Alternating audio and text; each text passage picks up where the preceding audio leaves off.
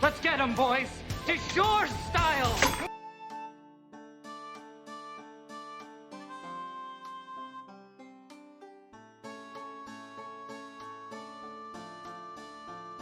Let's get 'em, boys. Du jour style. Du jour means family. Du jour means teamwork.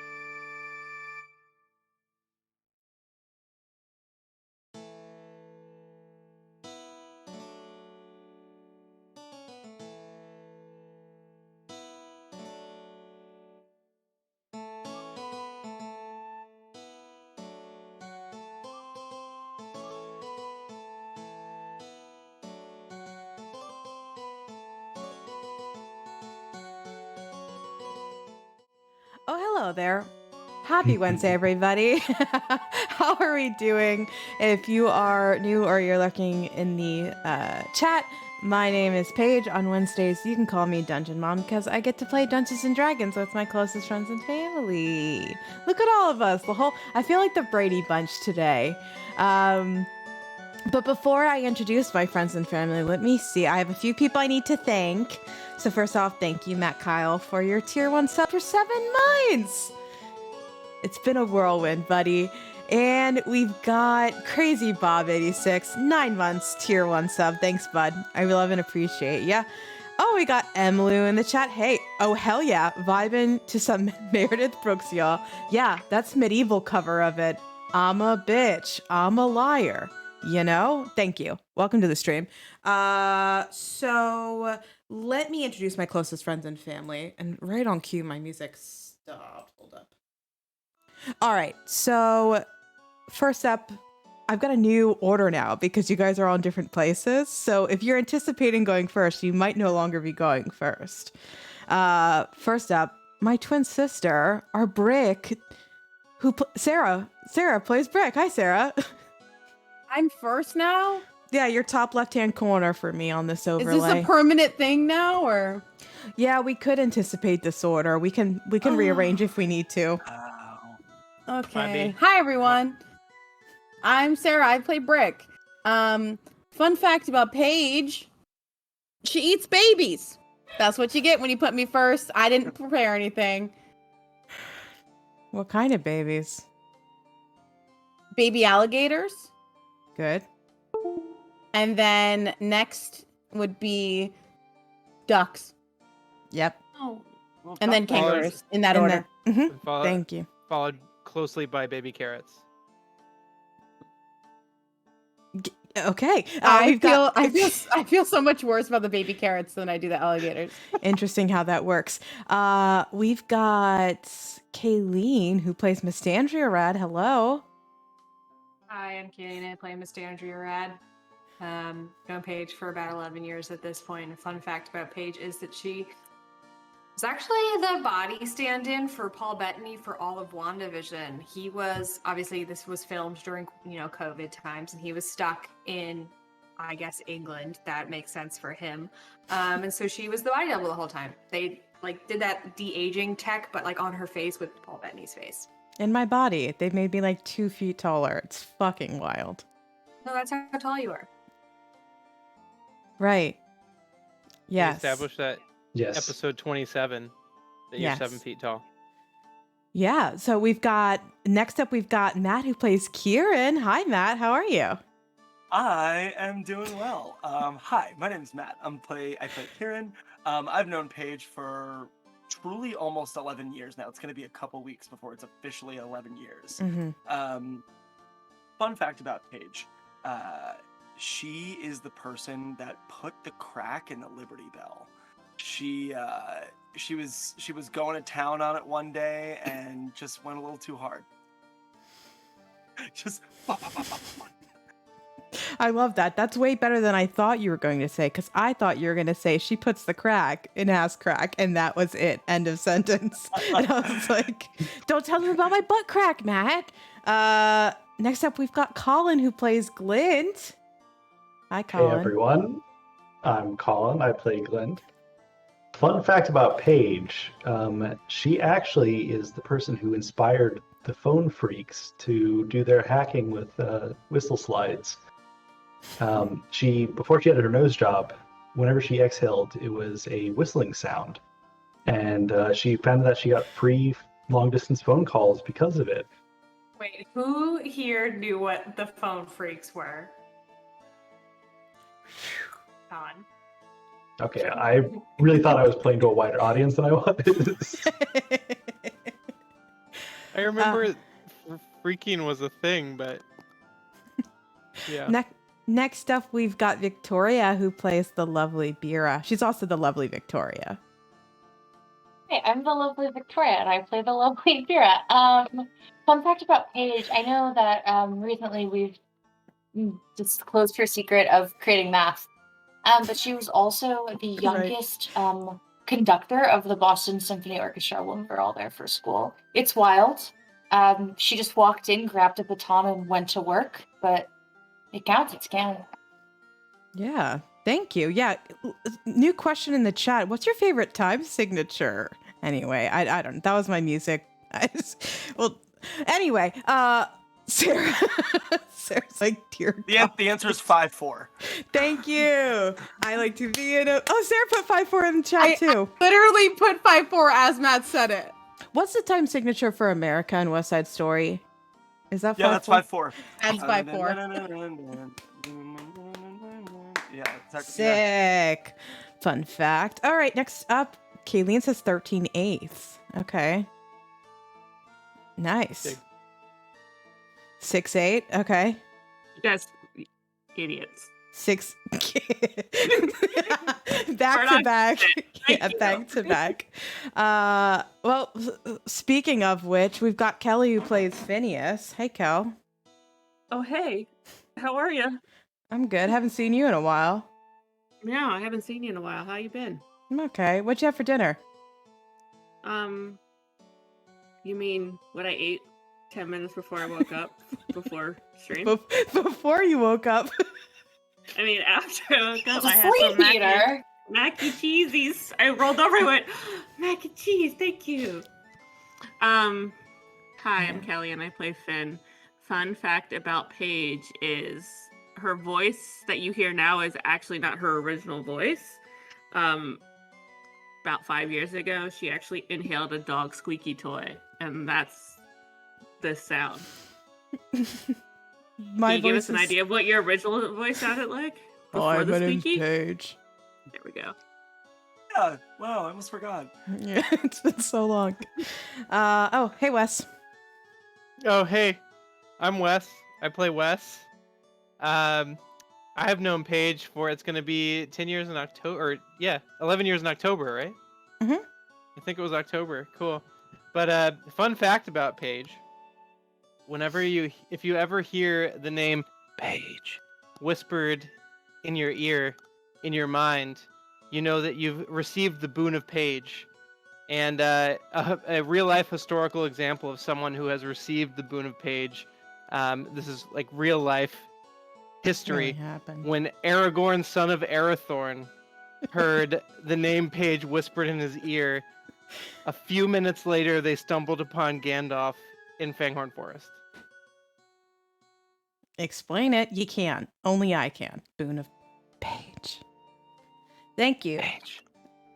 So I feel I'm going to do a little bit longer of a recap just to kind of tie everybody together. I'm trying to think. I saw Kayleen's ASMR stream in the chat, and now I'm thinking, what would people have to do for me to do that? Not much, as I'm thinking about it. Not much. But let's do a recap. So the adventuring party known as Du Jour has traveled many, many miles now to the desert city of Wild Watch. But that is not where your adventure began. Du Jour's adventure began in the continent known as Halahide, where you all met and defended a small town from bandits, as well as these concerning appearances of monsters, specifically a manticore, where you first met, a manticore covered in green, corrupting scarring.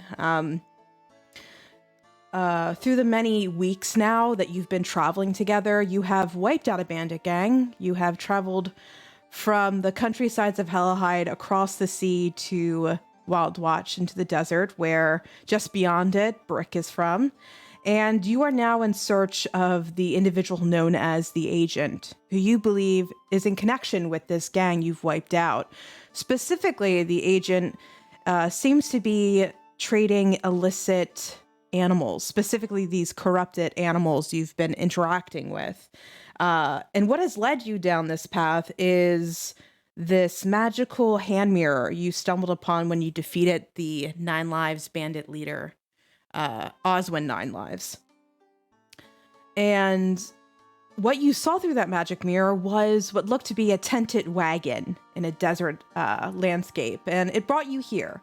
And after a few days in Wild Watch, where you've celebrated a festival, you've made some new acquaintances, and some of you have established passageway with their church across the seas. You discovered the wagon in question. However, it seems that the heat was sensed. They sensed the heat, and they knew you were on their tail, and they quickly got rid of the wagon, selling it to a miscellaneous laborer. So after a very confusing conversation last session, you guys agreed that you were going to follow on the trail of this smuggler known as Gurish, and going to head out into the great beyond, into the desert. Several days travel in search of her. But before we do need to confirm a little bit of your supplies before we hit the road. I know we did some discussing off stream today, but normally this is the part where I asked Du Jour, what do you want to do? But let's confirm what supplies we are bringing on our desert expedition. Who would like to take the lead? I think we talked about needing some kind of container to store water, but we don't exactly need it to be filled with water, just able to hold what? A 10 foot by foot? gallons. 10 gallons worth of water. And then we could take some food, but honestly, I have the skills to feed our tribe. Yeah, and I also have the spell Goodberry, which allows me to create 10 berries that will nourish anyone that eats one of them for a full 24 hours. So we can travel pretty light. Okay, so some pastries in my backpack for my mom. I have chocolates too. Yeah, caramels and stuff Oh that yeah, I bought I before can the make scene. chocolates. Oh shit. Oh yeah! Where's that? We actually don't need anything. I'm kidding. That we just changed need very things rapidly. to ride on. Yeah, we were talking about rides. Yes. So the the biggest discussion. Sorry, I'm looking at Kayleen as I started. The biggest discussion was how you were going to head out into the desert. So, as we canonically created last stream, we have several desert mounts. One called a Sandy John or a Dune Crawler, which is that large lizard that can hold, I think we said like 2 to 3 people, roughly. Yeah, Y- I think yep. 3. Yeah.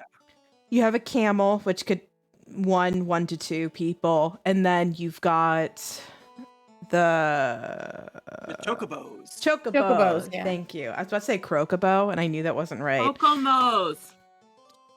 Cocoa Puffs? No, Kokomos. Oh, Kokomos. Chocobos? What is it? Chocobo. Kelly threw me off. It's so similar. Kokomos. For, He gets it. yeah. And that is like a bird-like kind of ostrich, right? And that's a solo person as well. So we have a lot of like single person. The Sandy John or the Dune Crawler can definitely hold the most of you. And after talking to that merchant you were drinking your Slurpees next to the day prior, he would rent them out to you at a 50 gold.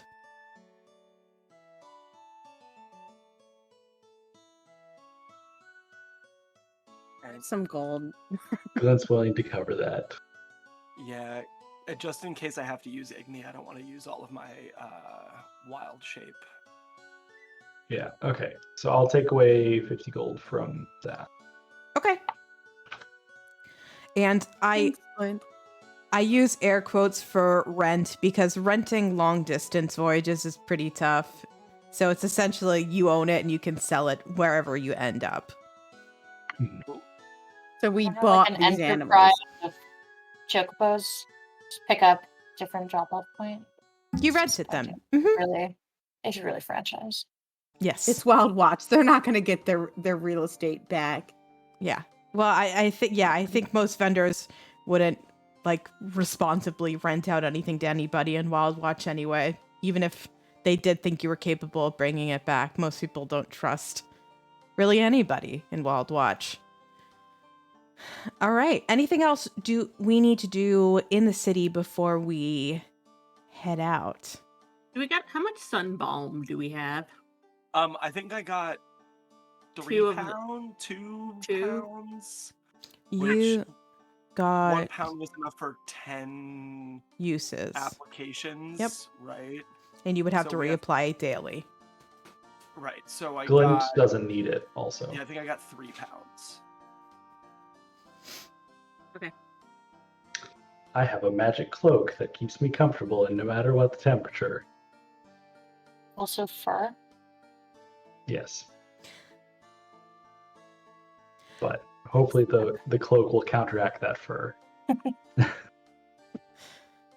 Cool. What about Any- what's the Chad Sexington? Does he got any shit for us? Oh She's still yeah, here? at one point I was gonna have Finn stop there to replace his rapier. Oh. Right. I also have another weapon though. Like Okay. I have some Yeah, daggies. But rapier is dex based, and you're dex based. Yeah, but I also don't hit things with ever. But I could. This is the it's a session choice, where you're yeah. gonna need a melee attack. Watch. You got daggers? We got extra daggers in the bag of holding or whatever it I is. have daggers, and it's still dex based with the daggy. It just Yeah. doesn't hit for as much. It's one. The only dagger we have right now is the magic dagger. I have my own dagger. Okay. My extra ones that, Your belt of death. but they're not in my pants. They're in the bag of holding, aren't they? We sold No, those. we didn't sold we? all those off. Oh, I So need my all we have is the daggies. magic one. You don't have no pant daggies no more. No, I have my 2 daggies. Okay. How much Well, I can would a lend you one. rapier go for me in this little area if I wanted to buy a new rapier? Plain boy. 25 gold. or to repair the one I have? Repair would probably be just as expensive as replacing it with a rust monster, unfortunately. And it would take time. Yeah. Yeah, I know. Okay, I figured I'd ask. 25 gold. I will buy one. Okay. I will buy it for you. No, don't buy it for me. I have money. I have this many Gold, and she holds out 49 gold. Like, you're not No. trying to insult the kid, Hold are you? your gold. I don't need your gold. You said 25 gold? Yes, Thank you. deal. It shakes Frick's hand. Don't take- No! Who's taking it- money? Is this 40? Is this 20? No, that's too much. That's Oh, like sorry. 50 gold. Here, take your change back. He'll hand you back 10 gold. No, wrong. 5 more Frick, gold. did you surrender the gold immediately, No, I'm still holding more. it. or do we beat up this I merchant? can't shake this man's hand until I let go of the gold. He took all your gold, and now There he's he- giving you. He's No, I didn't shake his hand. I'm holding 49 pieces of gold. Mhm. Finn, take out 25. Hand them to the man. All right. I'll count out 25 and hand it to the man. Thank you. There you go. Take 25 gold out of my inventory. Okay, good. Thanks. Oh my gosh. All right. Any other equipment we need? Can I buy her a lizard on a stick just because she bought me a rapier? Yes, you can buy her a lizard on a stick. We'll How waive much is the a cost. lizard? We'll waive the cost because I do Well, not no, I remember. want to spend my money. Okay, it cost I'm silver. buying everyone a liver. Yeah, it was like a silver. Okay, fine. We go back. It was like 2 copper. Yeah, it's not a silver. Cobblers. Inflation? Here, you like these things, don't you? Actually, It's a I do. disgusting looking lollipop. Phineas hands you 10 sticks, 10 lizards on a stick. Oh, hell yeah. I'm pretty confident it will wasn't a put silver. I will put these in the bag to try for the trip. And you see her throw them in her backpack. Okay. Loosely. Good. Okay, did you want to actually go to Chad Sexington? I think. I don't know if we need to now. I don't know if we need to. I think it was just he said that if any of your friends need weapons, go to him. But Right. Mm-hmm. Okay. we can deal without Mr. Sexington for now. I'm sure Make he'll them pop want up us somewhere. more. Yeah. Pop up? What do you want me to say instead? I'm not going to correct myself.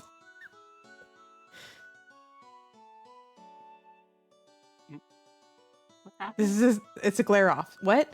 Okay. so- Flaring? I'm only teasing. So the adventuring party known as Du Jour hops on their chocobos. Chocomos. Did we Choke. get Got it right the first 3 time. chocobos, or did we get 2 chocobos and a lizard boy? I thought it was 2 chocobos and a lizard. Because we need to carry barrel. I was doing the 3 lizard boys because there's 6 of you, and God, you wanted... 3 lizard boys? 3 lizard boys? We need the lizard boys. Whoa! Lizard boys! Do you want to That be makes all sense, on yeah. the same? So then you're moving They at the pace- same pace? Yeah, same speed. That makes 3 sense. lizard boys. Yeah. What do we name them? Choco tacos. Ed, The Ed, and Maria, Eddie. the Ed, and Ed. Pinta, and the Santa. What are they? The Let's Nina, the Nina, the Pinta. Pinta. Not the named Spencer. after- No, hey. Not Columbus. Not No. in this Big yikes. house. Big yikes. Guys, when we get there, I think we should maybe give everyone some diseases and then enslave them all.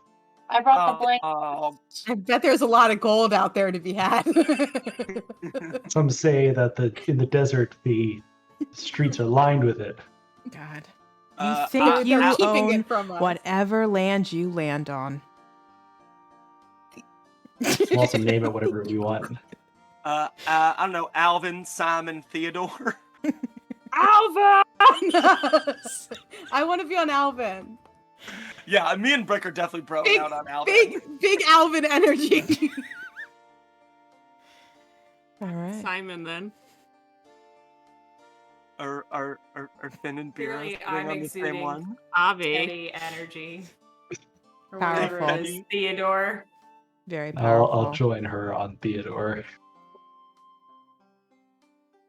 You're the Nice. shitty, useless sibling. Oh, and while we're getting on them, I tossed the second mirror I took over to Kieran. And I'll say, in case we get split up and, walkie-talkies. What's the word? It's Zolris. Zolris. Zolris. And can I? Is it the same word for both mirrors? Give it a I don't know, shot. let's test it. All right. Paige would fuck me alright. so hard like that. She would. She would look at her face. Zolris. You will see the mirror lights up, and on the other side is Phineas' face as he's holding it up to himself. You don't hear anything. I mean, besides like him off on the other side of like the Choco Taco, but like through the mirror, you don't hear Phineas. Can I You can fist shake bump him hands. through the mirror? If it's a hand, we know this. Oh, I'm gonna pull out a lizard on a stick and shove it through the mirror hole. We're already shoving things in the hole! Yeah, hey, guys, okay. I didn't think I had to do this, but let me pause. We're gonna put down the curtains are closing. Guys, chat, you're not here. Ignore. Guys, we are not using the mirrors as a glory hole. We talked about this. I absolutely glory Think how much refuse. money we could make. I It's a lizard on a stick hole. absolutely refuse. That sounds So- like a euphemism. I'm okay with sticks going into the mirror that have lizards on them. I'm okay with that. Where I draw the line is genitalia. With Hold on. dragonborns I on feel like them. that was a loophole. Yeah, I'm pretty sure you could stuff your dick in a lizard. And that's a lizard on a stick. Let me- Don't take away the mirror. Let me repeat myself. I draw the line at genitalia. Okay, cool. Carry on. Okay. Curtain raises. Hi, everybody. Chat, you didn't hear that. All right, what were we talking about? Bean. I pushed the stick through. All right. God, it smells awful. Push it back through. It pointy. Stop it. Good for you. You don't need to. I'm good. Okay. I don't I need feed it. I feed the lizard on a stick to the lizard. Oh, no. What the fuck? There's always a bigger lizard. Mm-hmm. Why are you So eating a lizard? They are not the same. The lizards are not the same type of lizard. It's like a shark eating a fish, you know? I think I might make that my first tattoo. There's always a bigger lizard on my body. Your first tattoo is going to be me Where? making it. It's tramp stamp, baby. Oh god. Whatever the flip side of a tramp stamp is. A belly button stamp. Yeah, just like in a circle around my belly button. The A words button- in a small scripture. A button stamp. What about it's a tramp stamp, but it's also the opposite because it goes around your hips like all the way. It's just a The repeated chastity lie. belt. It It's would just serve a that big way. lizard, then a smaller one, then a smaller one, then a smaller one. Oh my gosh. Now I just like putting lizard into famous quotes. Like Emily says, we're going to need a bigger lizard. This is good. Okay. So we set off in pairs, each of you on a chocobo. I'll have it. I'm going to put a No, post. we're on the lizards. I'm on the lizards. Sandy the Johns, Doom thank crawler. you. Yeah. Doom Johnny's in crawlers. the sand. Johnny's. They have so many names. I should remember that because they have like infinite names. All right. So Sandy Johns. So I want to, just as we're heading out, cast Speak with Animals on Alvin particularly. I don't know if I can speak with. Oh no, I can comprehend and verbally communicate with beasts for the duration. So basically, since they're all the same type of lizard, before we head off, I'm gonna cast Speak with Animals, and I am going to say hi and thank them for taking us across the desert. I'm also going to say you guys probably y'all probably know this area a lot better than us, so if there's anything that you don't think we notice or can see, if you can smell something coming our way, I want you to just stop and beat your tail against the sand, all right? I'm not going to be able to talk to you for the entire time, but if anything strange is happening, just stop and slap your tail on the sand, all right? You guys are awesome. All right, Alvin, Theodore, and Simon, to you, Kieran, all sound like in responses. I like to think of it like, even though you guys are talking lizard to each other, you can hear it almost like translate it back to common to you, and their voices are like Sarah, you good? Bread. She got spooked, I think, live on stream. Was it David? David, let's get a little hand wave. Wave from David. Did you just slide into? I Yeah. started her with banana bread. Beautiful. That's what I'm looking for. Okay.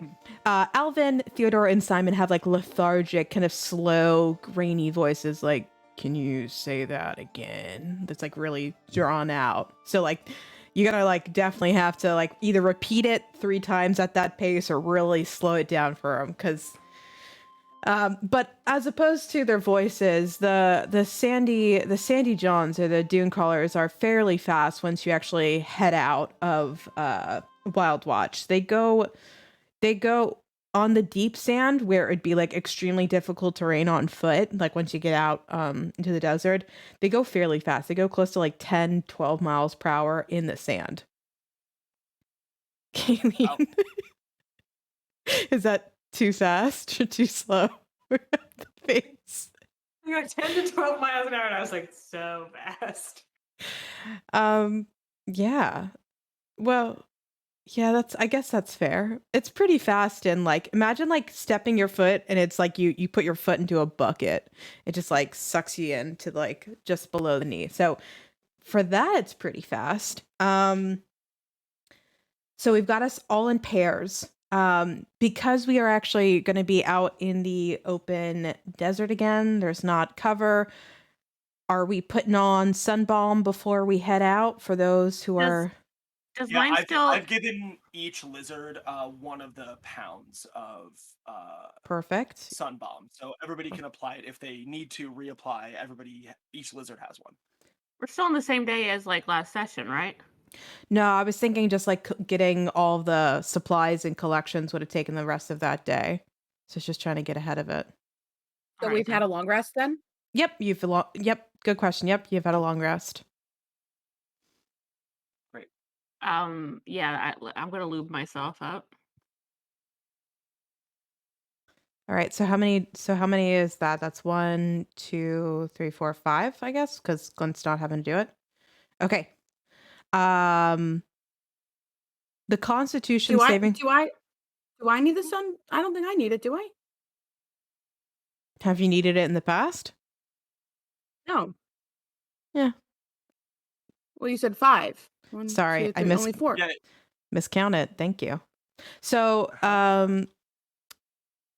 what I will have you do is, even if you put on the sun balm, everyone besides Brick, you're still going to roll that Constitution saving throw, just because there's other things that could be affecting you out in the desert besides getting sunburn. Are we rolling that now? Yep, So, I would like to have you roll that now. Clarification question. Yeah. Does the Cloak of Impervious Skin, which keeps the user dry and comfortable at all temperatures at all times? You are good. Thank you. I forgot. I didn't have you roll the last time either, did I? I don't think so, but I just wanted to make sure. All right. So I'm everyone. using my lucky feet. Okay. Much better. I got a 15. Okay. Also got a 15. Okay. Spira? 14. Sorry. I put out some Dolly Parton and I'm really in it right now. Good. Yeah, Benny. I got distracted. I'm sorry. What was it? I need you to roll a Constitution saving throw. Con save. Sorry. My bad. 13. 13? All right, give me 1 second.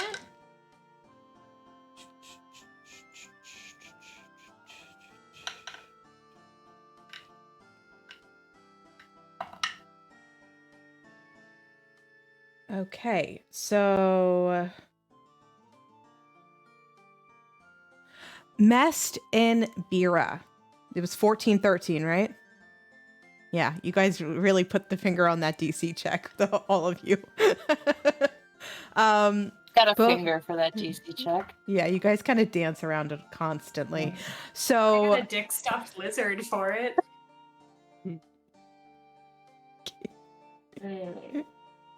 all right, thank you guys so much for joining us. We're actually going to stop it there. What about a This is lizard stuffed retaliation. dick? This is retaliation for not giving her a land vehicle. Yeah, I'm very aware of what's happening right now. So Mest and Bira, as you first set off into the desert, you guys are heading west in the direction that guy told you. He had crossed paths with Gurish, and the sun sits on your back. And as you can see where the sand meets the sky at the horizon, there's this like rippling effect across. And as the sun kind of hits your back and it's starting to rise closer up to the top above you, as you guys travel, there would be occasions where you think you're seeing things. Essentially, both of you would be suffering from minor hallucinations, mirages. This could include sounds, smells, really anything that your mind can imagine. It can happen that way.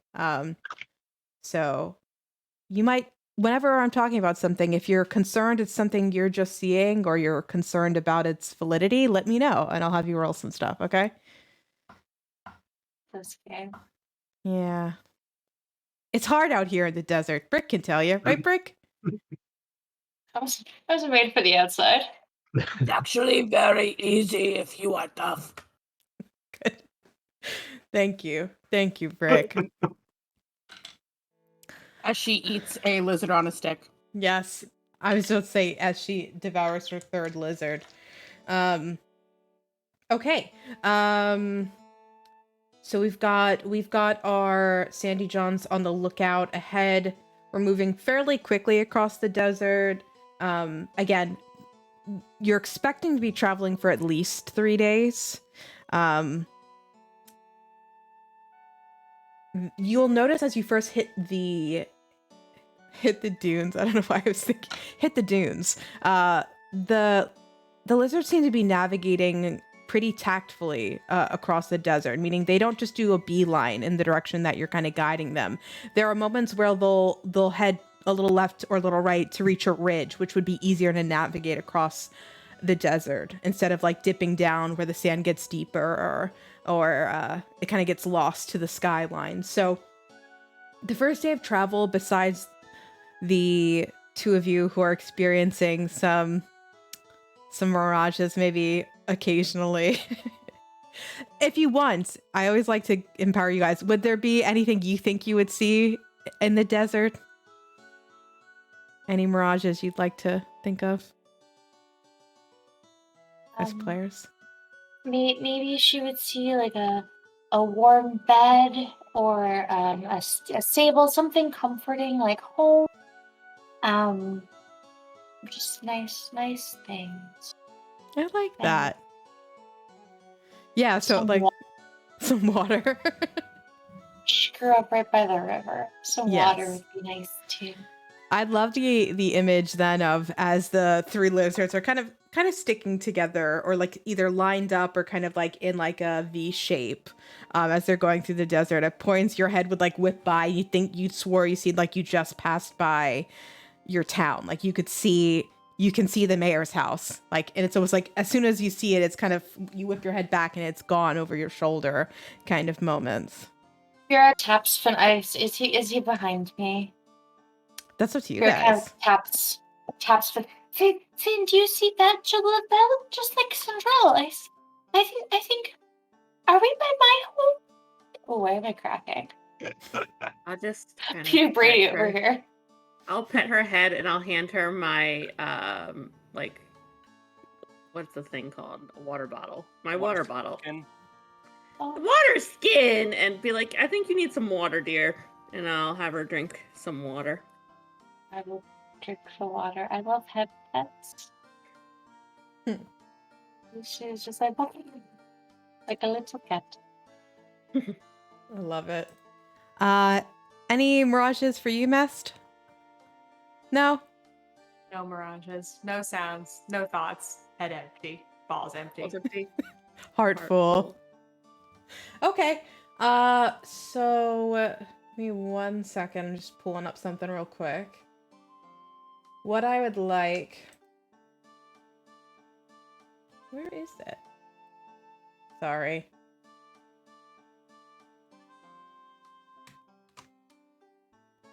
Okay. So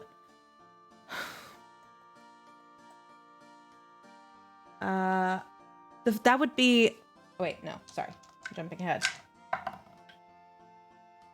Good there. That would be the first day. First day, I rolled a random encounter. Nothing happened.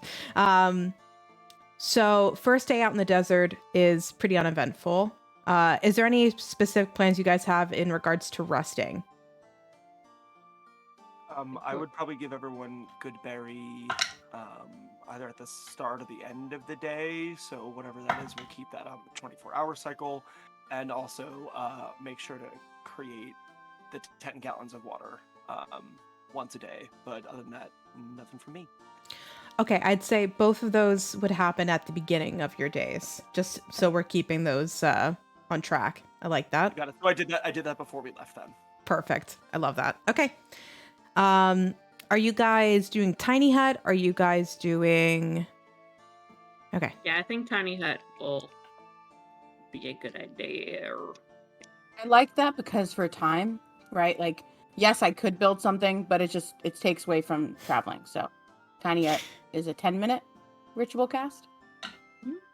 I Versus genuinely Brick's love 3 hours of building a shelter each night. Like, I was just about to say, I love the image of you guys settling down the first night in the desert as it starts to cool off and somebody sets up a campfire. that's actually, Yeah, Sarah's already. yeah. I think the first idea is Brick refuses to do the tiny hut on night 1, and while you guys sleep, Brick tirelessly works 3 hours into the night to build a shelter, and realizes it might be the more survivalistic thing to use the tiny hut.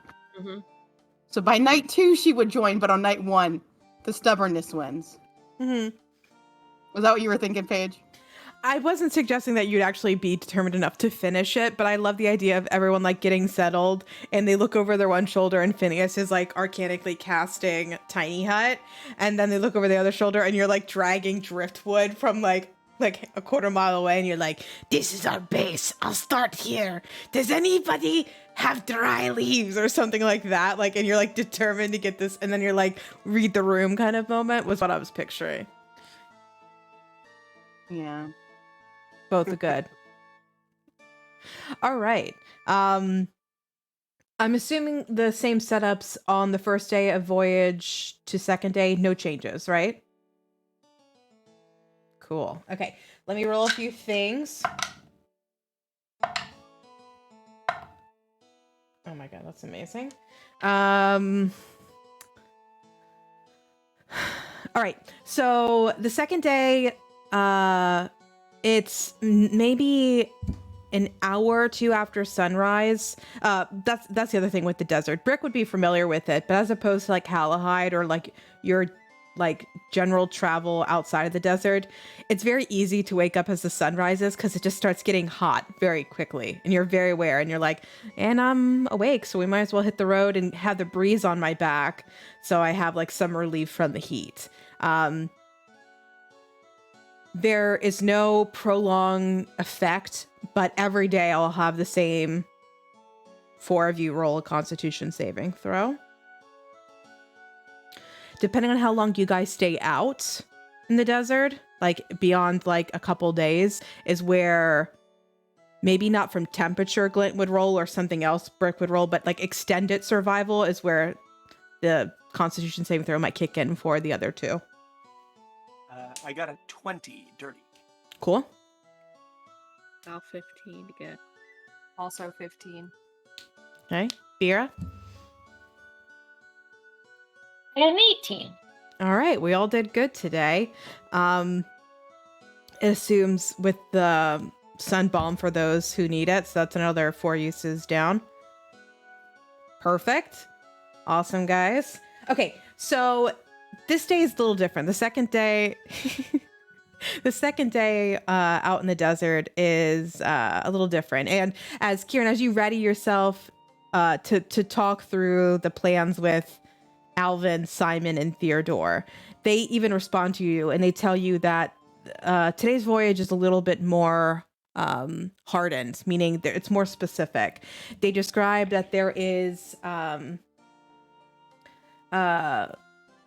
Gruful Ridge. It's coming up. It's pretty treacherous, and it's really important that they kind of make it out to it to navigate this like western part of the desert, specifically because the sands to the right of it or slightly north of it,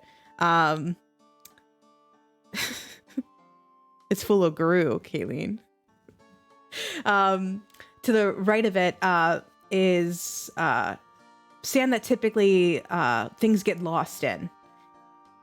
So they want to keep you guys safe from that. But so it's a little bit raised on the desert, and it's like 2 hours in as you guys are in this situation, you're lined up. So there's someone at the front, someone in the middle, someone in the back in regards to the pairs. Can I get a marching order for that? Alvin in the front. Yeah, I think it's me and Brick up front. Okay. We'll probably put Bira and Finn in the middle. Cool, guys. Soft kids. Softies in the middle. Okay. Love it. Perfect. Okay. So then what I would like is I actually want Brick to roll a perception check for me. You got it, dude. Let's go, Brick. And actually roll it with advantage. Sorry. Thank God. Oh, so much better. 22. Okay. Brick, if it were anybody else, they might question that they're looking at a mirage, but you are from the desert. And you've traveled maybe not as quickly on something like Alvin before, but you know these deserts. And right where off to the right, north, as the lizards kind of described to Kieran, you see on the horizon what looks to be a tiny blimp in the desert. And as you start to like kind of wrap this ridge, it starts to work from, instead of in front of you, it kind of works its way to your right. And the sun is behind you. You're getting a better and better view of it. It starts to clear against the horizon. And it looks like a sand skiff. Still stationary. Kieran, there is a pirate there's a skiff out there. There is a broken skiff. It is destroyed by the desert. It did not survive. No survivors. We continue moving. Oh shit. Yeah. Do we see any tracks or any like? Let me look a little closer. I'll take this same roll. Thanks for that, Sarah. Good chuckles every time when you ignore a clear encounter. Okay. You can't be sure, but you think you can see at this distance that the skiff is stationary. It looks to be functioning, though its sails seem to be lowered. Okay. Or raised, sorry. Okay. So they're not down, they're up, they're rolled up. They're not in use, yeah. Thank you. Yeah, I need the... Yeah. And you can see that it looks to be parked just beside a pretty large dune. So as if, depending on where you're looking at the vantage of this skiff, you wouldn't be able to spot it. But because you're on this ridge, you can see it. Ah. They did not think we would come from this direction. It is park well defended by the dune. We should advance. Weapons drawn. Yeah. I don't know if we should be careful, but I'm wondering if there's any way we could scope out what's happening down there without having to go down there. Hey, and I would sort of yell back like, "Hey, Bira, can Calcifer out right now?" He lives in our house. Oh, So I okay. can conjure him, but he's just there Okay. until the spell ends, which I think is an hour. Oh, gotcha. So it's only an hour, but it might be You the kind think of thing. so? Okay, we might if he can zip over there and see if there's anything living around here. I just don't want anybody to get hurt. Or I mean, I could cast Find Familiar too, but I'd figure. I was gonna say At least I'm gonna cast rule of cool. Paige, do you think that that's still going, or because he's in the house, I have to recast him anyway? So can you read the spell for me? And I can definitely let you know real quick. I can. And the only reason why I am wanting to go to the rules is because I think it might give some insight into the context of your deed, depending on its wording. It's a long one, but here That's okay. goes. You gain the service of a familiar, a spirit that takes an animal form you choose. Appearing in an unoccupied space within range, the familiar has the statistics of the chosen form, though it is whatever. It acts independently of you, but it always obeys your commands. In combat, it rolls its own initiative and acts on its own turn. When it drops to 0 hit points, it disappears. It's when it is within 100 feet of me, I can communicate with it telepathically. Additionally, as an action, you can see through your familiar's eyes and hear what it hears until the start of your next turn, gaining the benefits of any special sense. Oh, this is just like Buffy. Gaining the benefits of any special senses that the familiar has. During this time, you are deaf and blind with regard to your own senses. You can temporarily dismiss it. It awaits your summons. As an action, while it is temporarily dismissed, you can cause it to reappear in any unoccupied space within 30 feet of you. You can't have more than one at a time. You can cast a spell with a range of touch. Your familiar can deliver the spell as if it had cast the spell. That's really cool. Bruh. Yeah. So, So I until can just summon. Yeah, until Calciper is technically destroyed, you've temporarily dismissed Calciper to the cabin, so you can summon it at any time without casting the spell. It's only when it's dropped to 0 hit points where you'd have to use a spell slot to conjure and summon them. So Calciper just lives in the thing, and would that count as 100 feet around me because it's in my backpack, but he's in like a pocket dimension? So that's where at any point, no. So if it's in the cabin, I know technically the deed is in within 100 feet, but the cabin or the cottage is not within 100 feet. Okay. Because it does say it disappears into a pocket dimension where it awaits your summons. So I can't see where it is inside the cabin, but I can just pop it out of the cabin. All right. Well, then after Kieran politely asks, I will... or have him out. Calciper I will summon him to an occupied space within 30 feet of me, and as long as the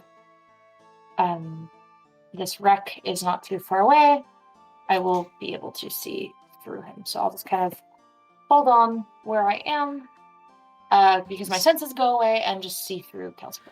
So is the 100 feet applying to that feature as well? Because the ship is over 100 feet away from you guys. Yes. I can only... It's after the same sentence as the 100 feet, so I'm assuming so. So... It's an action. You can see through your familiar's eyes and hear what it hears until the start of your next turn. We'll double check. I'm not sure. So it sounds like, well, the wreck is over 100 feet away. So Calciper could get 100 feet away from you, get 100 feet closer to it, but it wouldn't be. It would still be. See. Yeah. Yeah, unless you get closer somehow. Or you can talk to him, Kieran, unless he doesn't count as an actual animal. That's what I'm saying. Is I know you can communicate telepathically, or you can see through it, but yeah, but he would be too far to think. Or we can just go over. It seems like a lot of work for just a look. Yeah. How much farther than 100 feet are we from this? It's like it's probably like 500 feet. It's really far away to see it. Far. Oh wow, yeah. That's really far. Okay, maybe never mind. It might make sense to just sneak closer If you can tell the lizards to chill. I am very. Oh, Miss Mest. If I can get within 90 feet of him, I can cast detect thoughts of it. And presumably, if something's thinking, I would hear it. I get down on one knee. Mist, I will go with you on this, and I will protect your life. And pay back 1 life debt. Yes. All right. We can all go. You are not sneaky. You are loud. I'm not loud. The cat's loud. I am not, now that I'm not wearing chainmail. I'm very slinky. I am smooth. I'm a smooth operator, okay? All right, Sade. I can make us all quiet. I can do that thing where I make everybody extra sneaky if we want. I'm proficient and have a +5 at stealth. Sneaky. We hide the lizards. We tell them Where? to wait. Here, they are disguised by the natural landscape of the desert. And then we sneak up through the dunes to the skiff and misreads anyone's thoughts and we kill them. We If may necessary. Yeah, want we're gonna hold off on the killing. It's one of our rules in du jour. We unless they are disrupting trade, in which case, We kill the shit out of them. who gets to make that call? yeah, And we You're the one reading their thoughts, so I guess that's up to you. Can we have a rule about also killing people anywhere in the desert? I don't know if we could blanket statement say that everybody that's from the desert is a good guy, Brick. No offense. No. Everyone from the desert can and must die. Oh, But Brick, we're in the desert right now. We're not from the desert, though. But she's from the desert. So Hey, you're is she from saying the that we need to desert. kill her? why don't we circle back to this one? I don't know, any other You're lo- addendums to the rules? I think this is a good time for it. We're losing daylight. Alternatively, there are however many of us there are. I don't know how to count. I've lost that ability much in the same way that Brick is gaining it. Are you saying it is me against all of you in a desert fight? No. not Yes. killing you. Absolutely. I'm saying that we could probably approach the skiff and probably not be worse for wear, regardless of Yes. sneaking. I agree. Okay, we sneak. Okay. All right. We'll That seems like sneak. the I'm not gonna cast Pass Without a Trace. I agree with that. I don't think we need it. It'll be fine. Great. All right, everyone roll a stealth check for me. got a 15. So fitting. I got an 11. So fitting. 6. I got So a it turns out we 10. need to pass that trace, huh? 19. Okay. I have no skill in sneaking, kids. Gosh. Okay. Okay. Let me roll something real quick.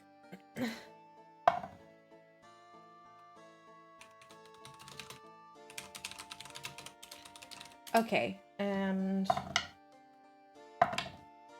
perfect. That's perfect. Okay. So, du jour, as you're sneaking through the desert, under like in like the valley of two dunes off the ridge, are we just like doing like an on foot thing and just trying to be really quiet? It's sand. Sand is like noise dampening in the way that snow is. Mm-hmm. Yeah. Well, it would be if we weren't us. Yes. So maybe it's not the sound we're worried about, more so the visual, because this is a very tough place to sneak. So if anyone happens to have eyes on this valley between these two dunes, you would be doomed. You see what it did there? All right, Timothy Shablagoo, get out of here. Okay. Perfect. Okay. So after what feels like an hour, but is only a few minutes, you make it across the 400 so feet where just beyond, about 100 feet away, is the sand skiff.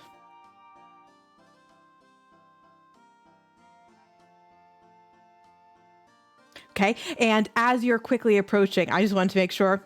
Okay, as you're quickly approaching within 100 feet, back beyond it, where I said, you can see as you're getting close, you're like in between that dune now. And as you're getting approaching the sand skiff, it's kind of really sat up right against where the height of this dune sits. And even though the winds kind of shape the dune at different times, it's well covered, concealed here from the side beyond it. But as you're approaching and the dune's getting taller and the sand skiff's getting closer, you would feel almost what feels like a wave of heat that kind of wipes over the top and down across the dune, like wiping across your face. And Brick, you would recognize this feeling. This is what reminds you of the sandstorms of your youth. Oh, shit. We must take cover inside the skiff now!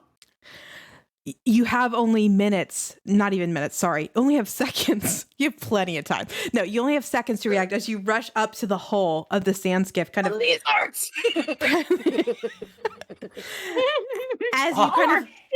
as you quickly like press your bodies against the opposite side of the hull so you can kind of protect yourself from the sand and wind. You can see as you're running to it, what looks to be kind of like a spiraling sand tunnel kind of appears on the other side of the dune and like rises up into the air and it's like washing off onto the other side of this dune. And just as quickly as you guys press yourselves against the sand skiff on the outside of it, just like trying to get cover, which it works fairly well if you've like pulling up your shawls or your shirts to cover your mouth or your eyes. I picture like Brick kind of like through the spinning sand is like looking over. Just as quickly as it kind of washes over the dune, it dissolves and like falls to the ground. So like all of the winds kind of stop and it like stops and it's quiet for a second. You're all pressed Is that against. normal for No. this storm? No, it's definitely fast moving. Miss, did you do that? Not one for sand stuff, no. Karen? What the hell was that? That is a sandstorm, but I have not seen it come that quick. It didn't seem like it came from anywhere in particular.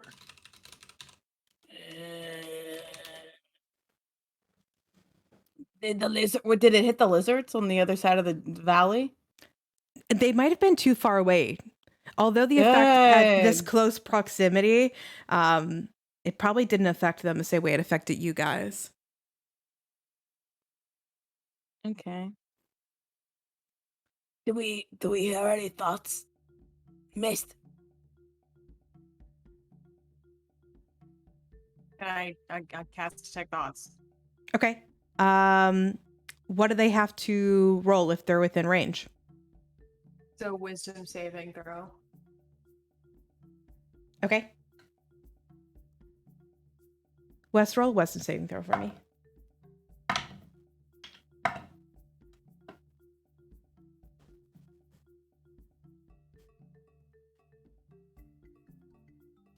There is somebody else I'm rolling for as well, and they rolled 19 and a 18 for the wisdom save. They both saved. Okay. 10. You did not save. Interesting. I did not expect this. Oh boy. This is an interesting way to introduce a character. I initially learned the surface thoughts of the creature. That is to say, what it is most on its mind in that moment. This is tough for him as well because he doesn't quite know what's happening. I assume that there would be some sort of feeling of what the fuck is this? Yeah, I would say concern and awe. I have to kind of answer it for Wes, unfortunately. This is so weird. I would turn to Brick and I would say, well, they're not thinking much different than what we are. So there is something else here. At least one thing. Can you read the minds of animals? If they're intelligent enough. And you read my mind. I think just barely. Oh my god. Do you want to roll a wisdom saving throw, Brick? Can I just for flavor? Yeah, of course you can. Technically, if anyone wanted to participate in having their thoughts read, you could willingly choose to fail. You could willingly choose to fail. Saved. I saved. It's 18, but I want to fail. I want to fail. Saying it. All right, what are your surface level emotions? My surface level thoughts are shock, murder. Rick, I have to ask, do you always have like an undercurrent thought of murder? Your lord be killed. Okay, we really need to reinforce those rules then.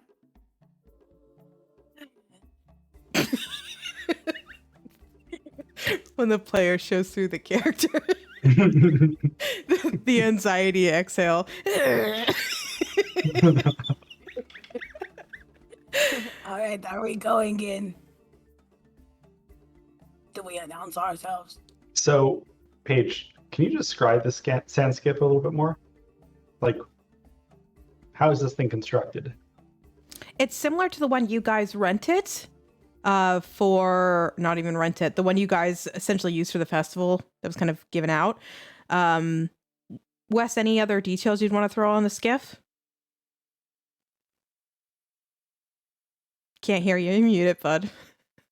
Oh my god, I did it again. I'm picturing kind of like I don't know if y'all have already talked about it, but those sand skiffs from Avatar: The Last Airbender. Cool. Like the dual hull. I gotta look it up. Which Avatar? It's like a catamaran. It's like a catamaran. Yeah, it's a dual hull. You mean like the Last and it's got- Airbender Avatar? Yeah. Oh, Yeah. okay. Yeah, Okay. yeah. For some reason, I was like, James Cameron had a sand skiff in that movie. Like, really confused. Really confused. And then I thought the movie of Avatar: The Last Airbender, and that even confused me further. Ew. I know. James Cameron doesn't do what James Cameron does for James Cameron. James Cameron does what James Cameron does because James Cameron is James Cameron. Oh, my brain South Park? hurts. South Park? Yes. Okay. He's raising the bar. So, slight So- variation. Okay, yeah. So it's basically a catamaran floating on top of the sands. How big is the cabin in it? It would be the same size that the one mess piloted. So it could be like a 1 to 2 person crew with comfortably 5 or 6 people. If you're in a pinch, you could get 1 or 2 more on it. So it's a similar size. Okay, so there's not a lot of spaces for them to basically hide on it. Not really, no. Well, they have to come out of there eventually. We could just lay an ambush for them. I want Kieran to roll a perception check for me.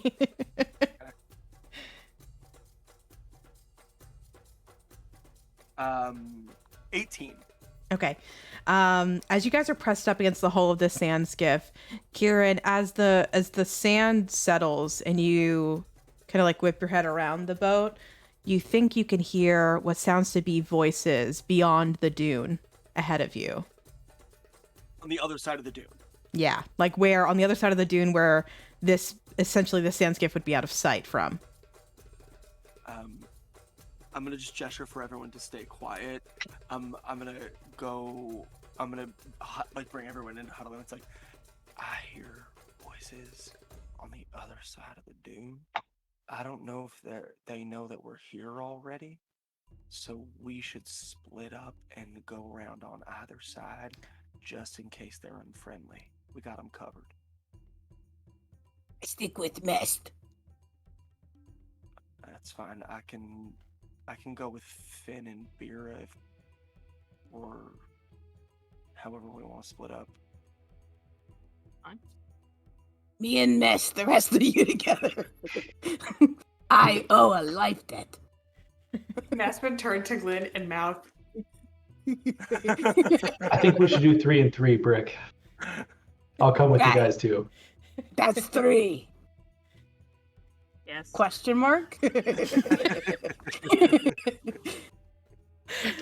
All right. So as you guys split up, kind of breaking off of either side of the sand skiff, and you kind of like climb up the dune, your heads poke over, now kind of like roughly like 50 feet apart from each other as you split around it and kind of work your way up the dune. As you poke your heads over and start to make your way to the other side, what you see is shocking and amazing. It looks something like this. I'm going to put it in our Discord as well under our Don't Split the Party stream topic. Ooh. What it is what looks to be kind of like a mechanical structure, almost like what kind of looks like a beetle, but with metal and legs, just partially buried in the sand. And in front of it are what looks to be 3 specked cloaked figures, and they're facing west, and they're looking at a solo figure out maybe like 35, 40 feet away from them. And the voices you heard, Kieran, are coming from these 2 parties back and forth. And as you guys poke over the dunes, you can see the 3, there's 1 small figure in the center and 2 large figures back behind them. And the person solo, even at this distance, you can see 2 large horns poking out from their head. Wes, you want to tell them a little bit more about what your character looks like? You'll see before ye a right scurvy dog. Well, cow. A minotaur of impressive size is across from you, as weathered by the life as he is by the scorched sea itself. Of it. And what you would hear are these 2 parties essentially arguing, but it's more so a lot of the yelling is coming from the 3 figures, specifically the one in the center. And it's this kind of like lilting, like female voice as it's like carrying across the dunes. And essentially you're catching this person mid monologue yelling across the desert to Wes's character. If you hadn't interrupted us, we would have been able to capture this thing by ourselves, but now I have to deal with you first. This should be easy. Guys, get him! And you'll see the 2 goons behind her. Sure. The 2 guys behind them will Does pull this sound out. like a boy paladin by any chance? Ooh, no. Yes. That'd be, if he was the villain. If McKinnon is the BBEG. I wish.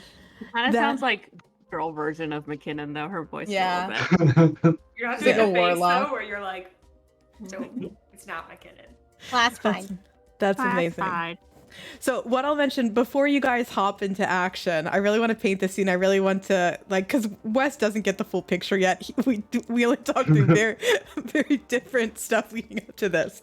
But Wes, your character would have stumbled across these 3 people. These are the people you've been tracking down. And similar to this unknown party behind you, you found the trail and you parked your sand skiff on the other side of the dune and spotted them. And what you saw were 3 people on sand skimmers, which are the solo vehicles, park what looks to be like, at the time, what looked to be like a small obstruction out of the sand.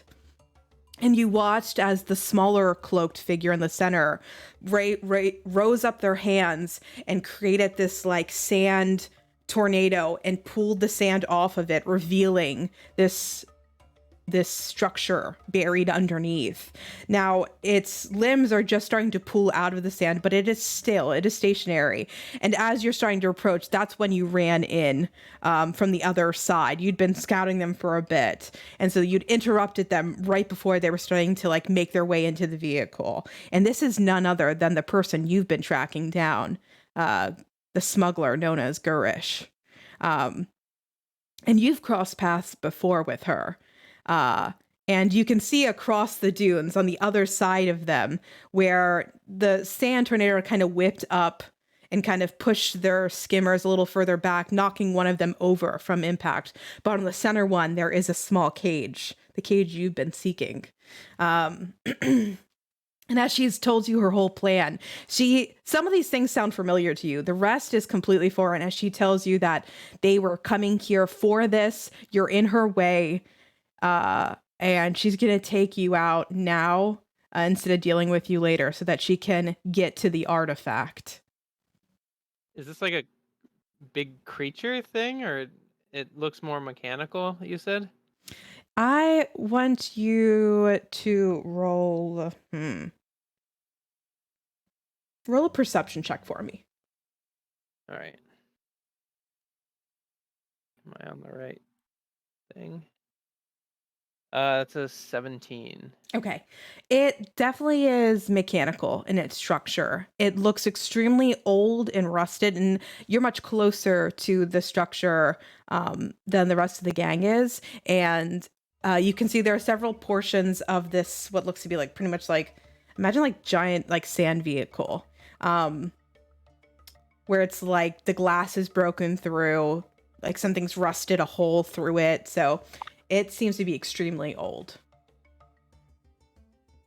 Ye be looking for this, and he pulls out this massive sailor's maul and just like slams it into the side of it and makes a big ringing sound. Come and get it. Oh my gosh. Okay. Wes, as your character strikes the metal, it clangs, kind of like ringing off of it. Some of the sand falling down where it's still piled up in like little crevices.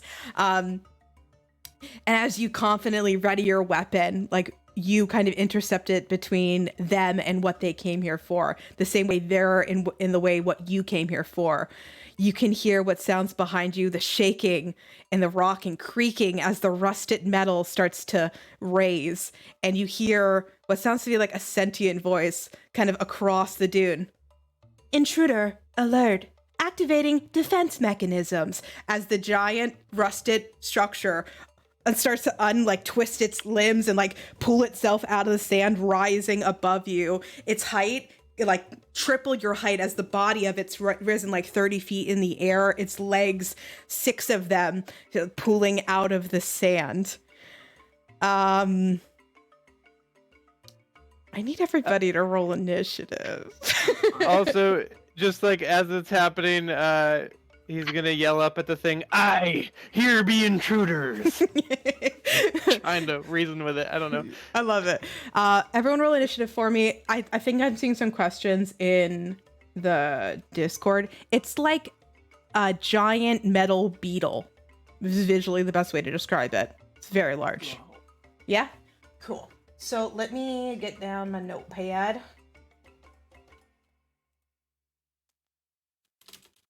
And let me do some rolling.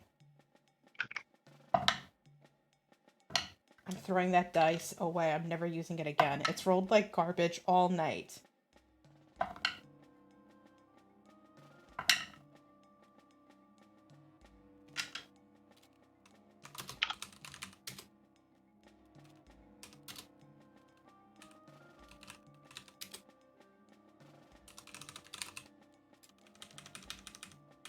Okay, so for initiative, 25 to 20. Oh, we got a couple. 20 exactly. I got a nat 20, so it's a 24 total. Okay. And then we've got 20 for Kieran. Anybody else in that range? Did I see another hand? 20 to 15. Vera? 18. 18? Sick. 15 to 10. A lucky 13. 10.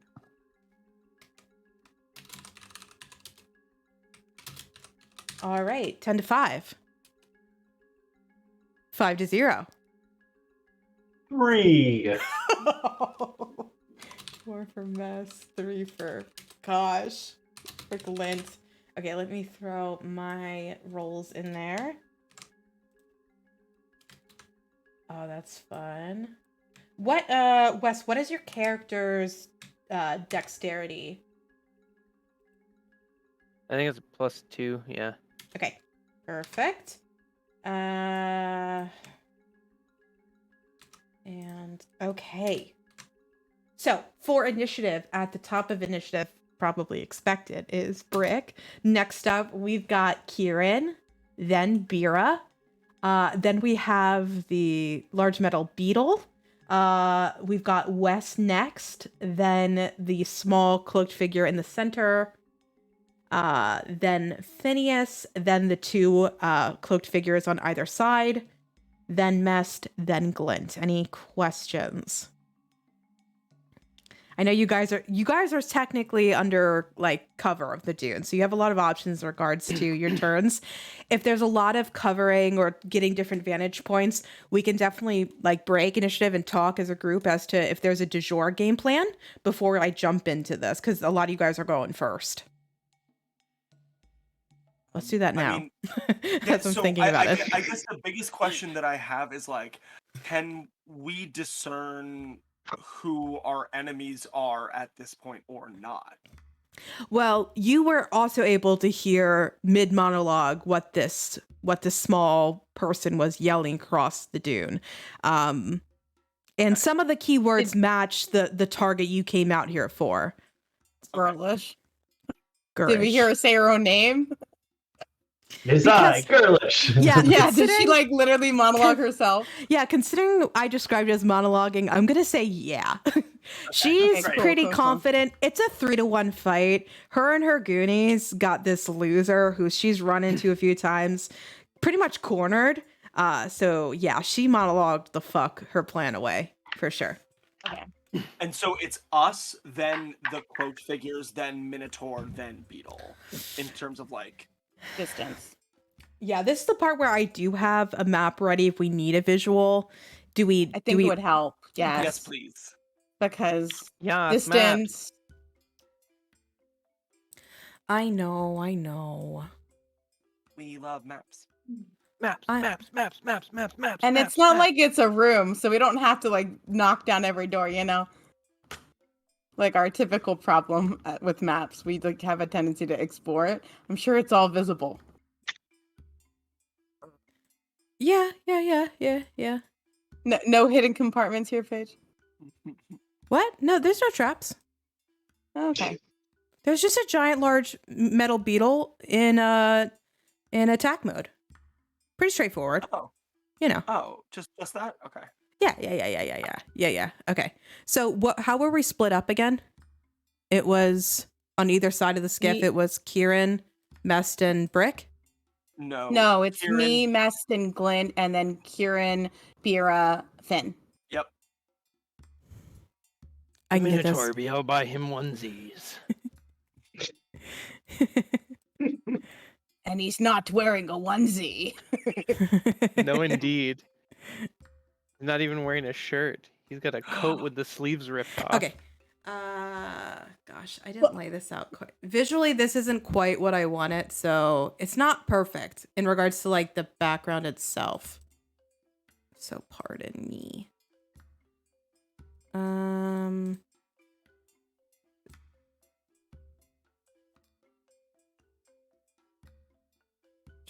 Sorry, I'm almost there. 2 seconds. At DM tunnel. Huh? You're in the tunnel of DMing. Yeah. Okay, I'm about to throw you guys over, which means I can also throw over stream. It's not perfect. Oh boy. Okay. I like it. No, thank you. I think what I want to do is I'm going to crop. Sorry, I'm doing like overlay stuff now too. So you guys talk about, before we actually jump into initiative, just to, now you have a, I love the part where you guys all pull out your rollers. Talk about as this fight's starting to happen in front of you, do you plan to jump in? Do you guys as a group want to jump in immediately? Do you want to see what Wes's character can do against these guys before you see what you want to do? Like, we can kind of talk about that. I mean, as one of the rules of du jour, this woman is either disrupting or interfering with. She's stealing stuff. She is an active enemy of ours. So I think, I mean, Kieran's instinct would be to just jump in, especially because it looks like it's 3-on-1, and that's not fair, Yeah. regardless of what the Minotaur can do. 7-on-3 though, that's totally fair. Yeah, because we're right. We're the rightful arm of justice. Yeah. Mm-hmm. And I'm gonna punch them with justice. Punch them with justice. I like that.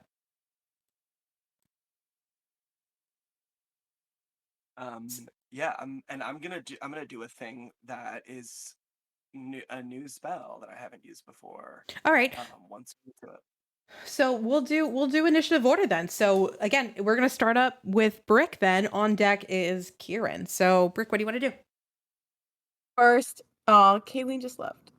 I was gonna interact with her as a free action. If you would let me, Paige. Just because I promised the group I wouldn't do anything without talking to them first. Okay, yeah. So I'll turn to Mest, kind of expectantly and hopeful. Mest is focused on the upcoming battle.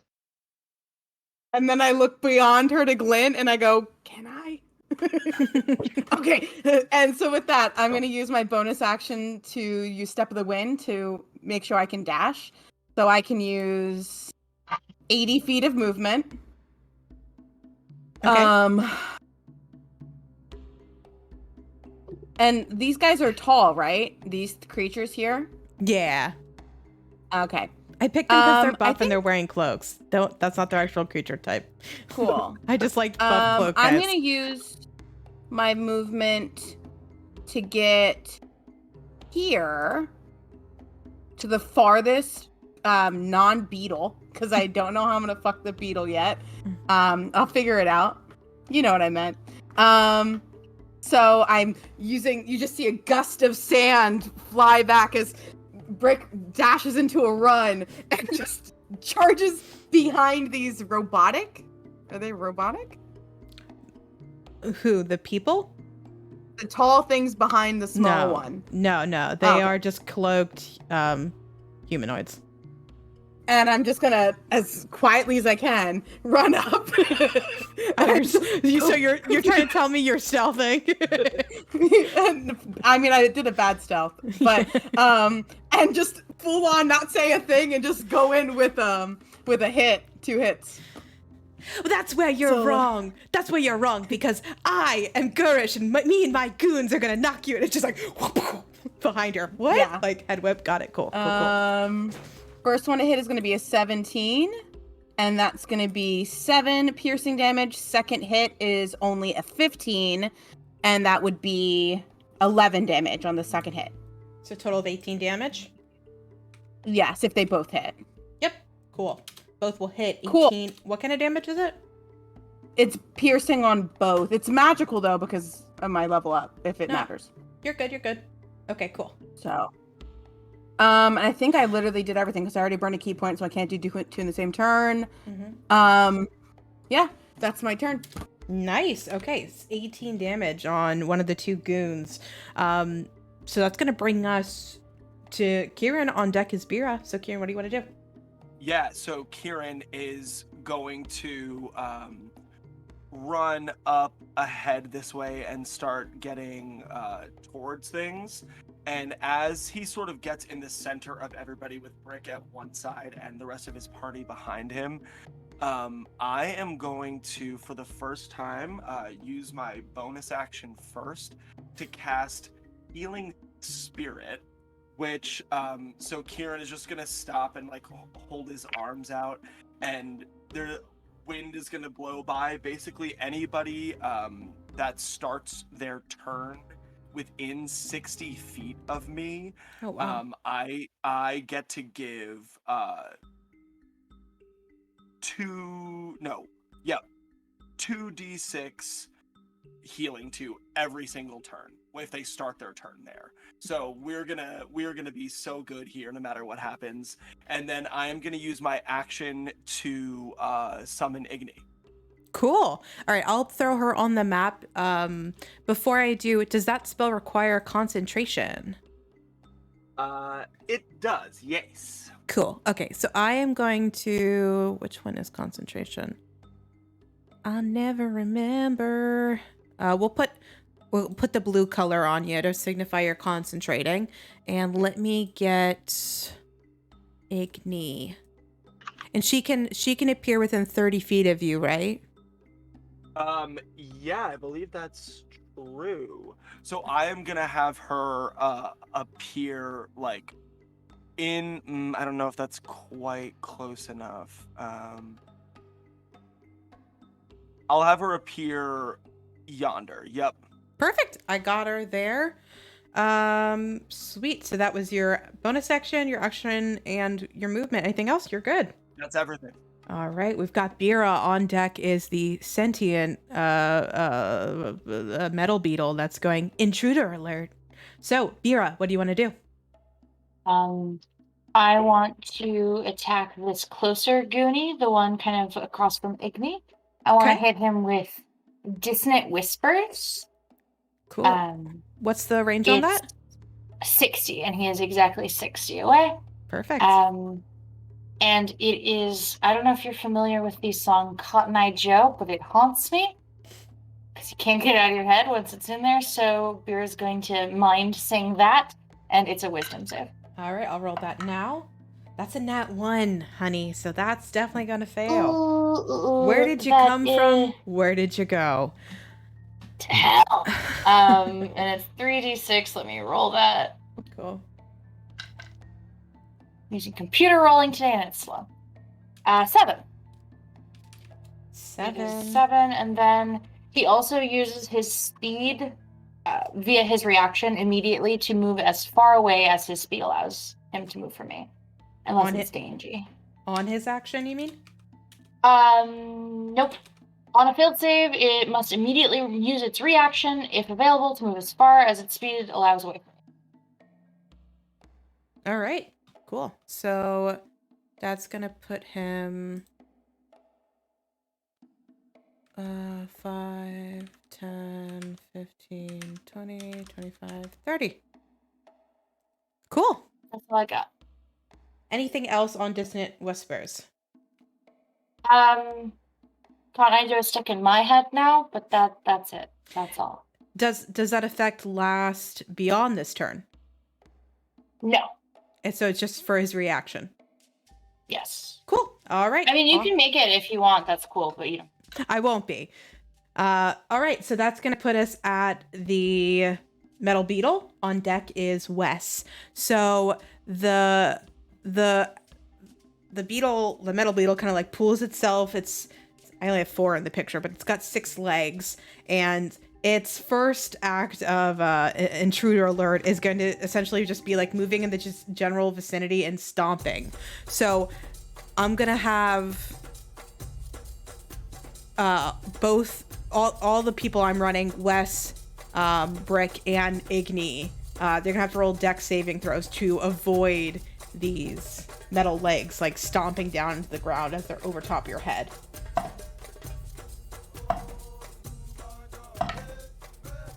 Great start. Yeah. Mm-hmm. All right, what'd you roll? That's a 10. 10? That's a 10. Rolled a 9. Okay. You're muted, Kieran. A 13 for Igni. Okay. Everyone but one person failed the save. So, it's going to be... I rolled very low. It's going to be 4 bludgeoning damage as it stomps on both cronies, Brick, Igni, and Wes's character. The only one who saved was Gurish, and it's just that little gnomish luck of hers. She was able to avoid the legs. Sorry, how much for bludgeoning? 4 bludgeoning, yeah. Great. All right. Sorry, I have a clarification on Healing Spirit. I fudged it up with Aura of Life, which I'm getting at next level, which I was reading before. Okay. So Healing Spirit is an actual physical spirit that appears that I can move to heal people within range of me. Okay. So it's another Igni. So I have a fire thing and a healing thing, both floating around if people need healing and whatnot. So. All right, I'm gonna put the healing thing directly next to you, and it looks like that. Beautiful. Cool. That's your healing spirit. Thank Okay, you. and for now, that is the metal bug's turn. So it's just it's focusing its whole turn on just Invader. So next up is Wes. So, me hearties have joined the fray.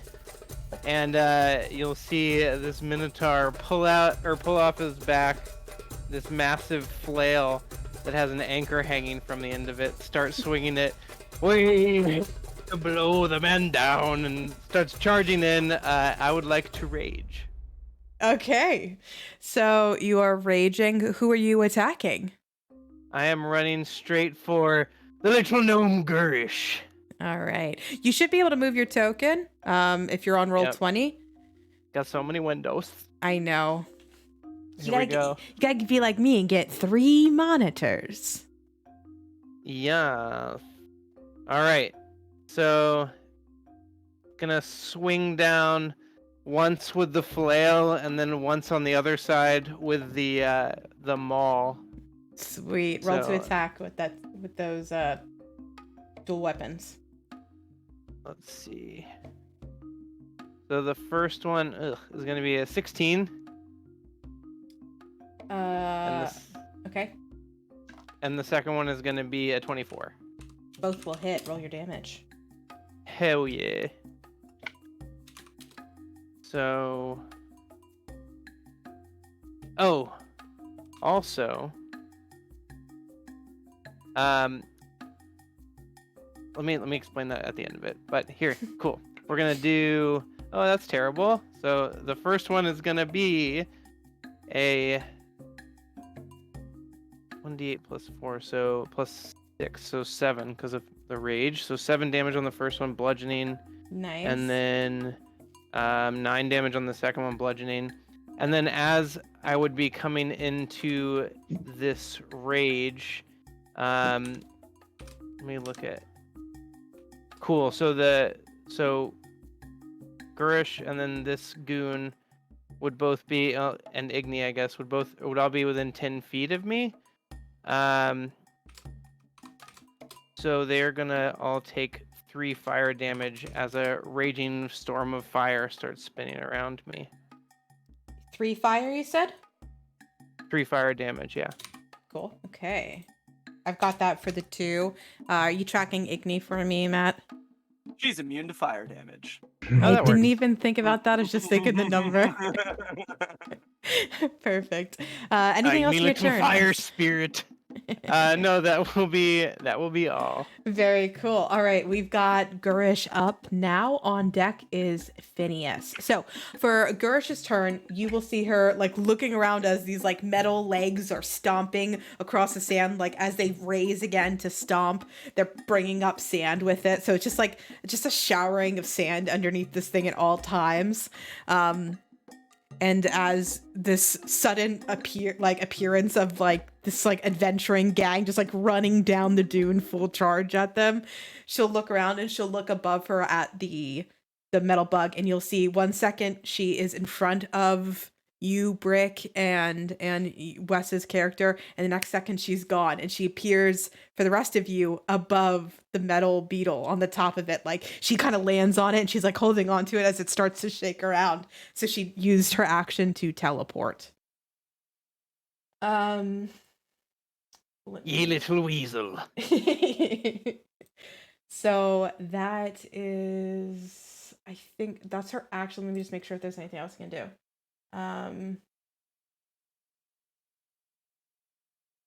I can actually use that as her bonus action. She can actually choose somebody to teleport with her. So she's gonna No, she's gonna leave that. She's gonna leave the goon there. She's gonna leave the goon down there. She'll go by herself up to the top. That's her bonus action. She'll, just for the thrill of it, she's going to use her action to cast a cantrip of poison spray down at US. So that is going to be a Constitution saving throw. Okay. Let's see. Oh, God. I was DMing last Sunday and I couldn't stop rolling nat 20s. And now... Not today, boy. what is- Not at my table. I'm just kidding. that is a natural 4, so it's a Wow. 10. So you are going to be taking 19 poison damage. Aye, that tickled. That is not one of the things that's halved for you when you're raging, right? That's full damage. Yeah, that's full damage. All right. That is her turn. She is not going to take any additional movement, so she is she's mostly obscured to a lot of you because at certain points it'd be hard to hit her because she's pretty low to the roof of this thing, to like essentially holding on to the top as it's stomping around. But that is her turn. So next we have Phineas, and on deck I think are the cronies. Yes, the goons are up next. So Finn, what do you want to do? Well, that kind of changed my plans, but that's okay. I'm gonna move up here with my buddy, Karen. I'm gonna give him a little DM inspo. That's a D8 for you. You mean a pal. bardic inspo? DM inspo. That's what I'm giving him. Yeah, the bardic. Wow. All right. That's very nice. And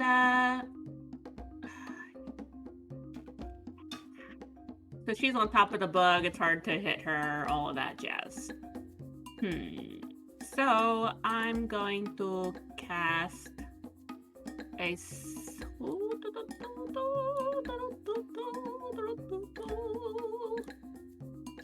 I'll cast Dissonant Whispers at this crony next to Brick. That's a wisdom save again, right? Yep. I imagine that was the bardic inspiration to Kieran.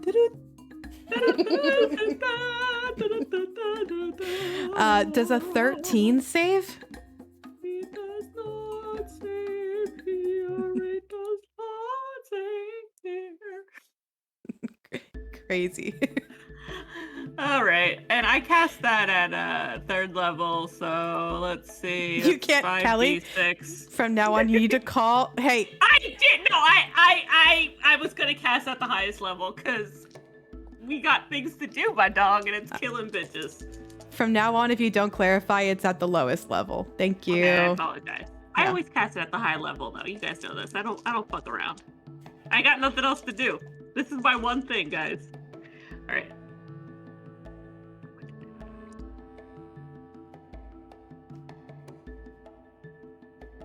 $12 and 5 is 17.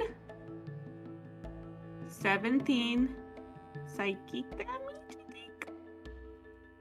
And he has to move away from me. For his That's reaction. his reaction. So that's going to be an opportunity attack for you, Brick, as it's moving diagonally. You want to take it? I will take it. Go for it. Yeah, we're gonna do that. So is a 16 hit? It will hit. Sweet. It is 11 piercing. Nice. Okay. Okay. Anything else your turn, Finn? That's it. All right. So it is the Goonies' turn. The cronies. Goonies is something different. Goons, cronies, Goonies. 3 very different things. They're gonna shaking off the dissonant whispers that both Bura and Phineas tag teamed on these guys, which I'm very aware you guys tag teamed the same spell. Very, very in sync, you two. Yin and yang. We're lovers. Oh. La! They are going to use their movement to run into you, Brick, and they are both going to attack you. Good luck! Okay. Let's see. Let me see what they can roll with. They're both gonna take multi attacks against you. One with a scimitar and a dagger each. Okay. The first one, both will miss. God, all my d20s need to go in the trash. They all I don't think I've rolled above 14 tonight. Let's see. That one might 18 and That does hit. 19. They both hit. Okay, so the second So one is this like a scimitar dagger attack? Yeah, it's a combo from one. So one's absolutely useless. The other is actually semi-decent. Yeah. And that's gonna be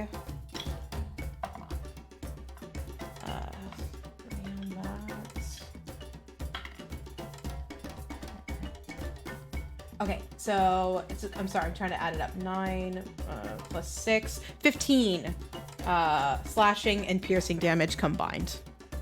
So it's all together. Yep. Awesome.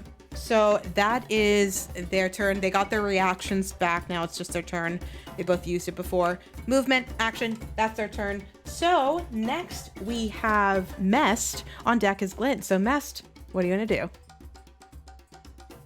I want to cast Chaos Bolt at second level. I'm scared to use my third level spots. All right. On button, this one. Girlish. Oh, sorry. I did not move her. She is up here now. Let me throw her. Yeah, I don't think that makes her immune from me as a person. It does. All right, I moved forward a little bit. Oh, now I've done it. No Give me one a is sec. immune from Sorry. me. I need to move this technically to get her to the top of it. Okay. All right, I'll use my full movement. It's like now she's on top of it. How cute. She looks even smaller. That is so fucking cute. Oh. I mean, cute but evil. Yeah, so I'm gonna cast that as a second level spell. Okay. I know you have a lot of dice to roll to figure that one out, so get that started for I me. only have to roll one to start, and then Okay. it falls apart very quickly. It's 17 to hit. That will hit. And I know you're rolling a lot, but I also want to remind you, you're gonna roll to see if you have a magic surge as well. I will do that after I roll everything else. Hey, do you want to roll another dice? Here you go. No, I don't, but I will.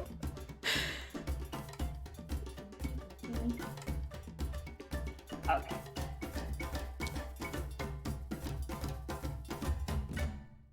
Oh, the bongo song 18. descended. 18, okay.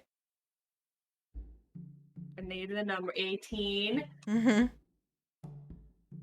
Cold. Nice.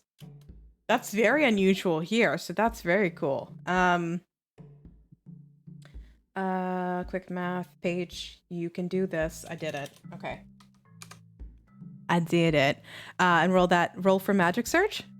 I did. Oh, did it happen? It did. Roll on that magic surge table for me. Is this the first one? No. This is the the second one. Remember remember the evil shit? Third one. Oh, shit. Remember the carnival or whatever it was? I Evil- hope I hope this is what kills me. Another carnival. No. I go back. What's a D10 look like? It's That's a the thing, right? the boy that looks like it's Oh, got it's 2 points on it. Oh, sorry. It's the same thing as the 100 one. There you go. There you go. Right. I'm like scared to scroll down and see what it is. My skin turns a vibrant shade of blue. Isn't Well, it we're already gonna blue? change. You're We're already gonna blue. change. We're gonna change that color. So you're for how long? I have to use remove curse. And Paige gets to pick best color. Paige gets to pick best color. Mest, you are no longer blue as this chaos bolt shoots across the dunes and hits Gurish on top of this metal beetle. As you look at your hands, you can see the color shifts from red, or sorry, not red, from blue to a deep purple. Don't like it. Head to toe purple. Smoke on the Blue. water. Deep purple. You're like Prince now. Purple rain. Purple Purple rain. Would have preferred to die. Okay. Anything else on your turn, rain. Mest? No. Remember when you said you wanted chaos? This is chaos in a bottle, baby. And delivered to you in purple skin. Now you're gonna look like purple tiefling. Oh my god, this is perfect. All right, next up we've got Glint, and that's the end of initiative. After that, so we're gonna go back to the top, which would put us at Brick. So Glint, what would you like to do? Glint's gonna take a beat and just look shocked at this newly purple dragonborn. And then he's gonna bonus action. That's Grace, I think is what it's called. Or, no, that's not it. Well, it's enhance ability, Cat's Grace. No. It's what's Oh. the backseat thing? Talk about feline Oh. agility. Feline agility, Oh, and okay. then action dash to get all the way over here, and that's my turn. Sick. You're right in the mix of it. I love it. Okay, so that is going to put us at the top with Brick. On deck is Kieran. So, Brick, you are just underneath this metal beetle, surrounded by cronies, and now you've got Glint on the other side of you, just kind of like swoops in right behind you. The dust or sand settles. What do you want to do? Would you say the guy I hit last time twice is, I don't know, a little bloody? Ooh, yes, sorry. I should have clarified. He is bloodied. Thank you. I've been just, there's a lot of things I'm tracking and I dropped the ball. He is bloodied. How about the other one? Is he bloody? No. Yeah. Okay. I'm going to go for the guy that I hit twice last time. So I guess he's the more northern one, I believe. If my memory's correct. Yes. The one. Yeah. And I'm going to hit him twice. Okay, go for it. With my Yolma. Let's see. Oh, that's definitely going to hit. 26 to hit on the first one. Oh, Nice. that one on damage, though. So 5 damage for the first hit. Okay. Does a 13 hit? Does not. Okay. Then I'm going to use my... I'm going to burn a key point to do Stunning Strike. When you hit with a melee weapon attack, you can spend a key point to make the target stunned until the end of your turn if it fails a con save of 14. So for that first hit, it's going to have to save on a con. Or it's stunned. Well, then if you did it on the first strike and it becomes stunned, you would get advantage on the second strike, no?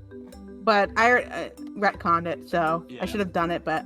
Which one is it? What kind of save is he making? Con? A con save.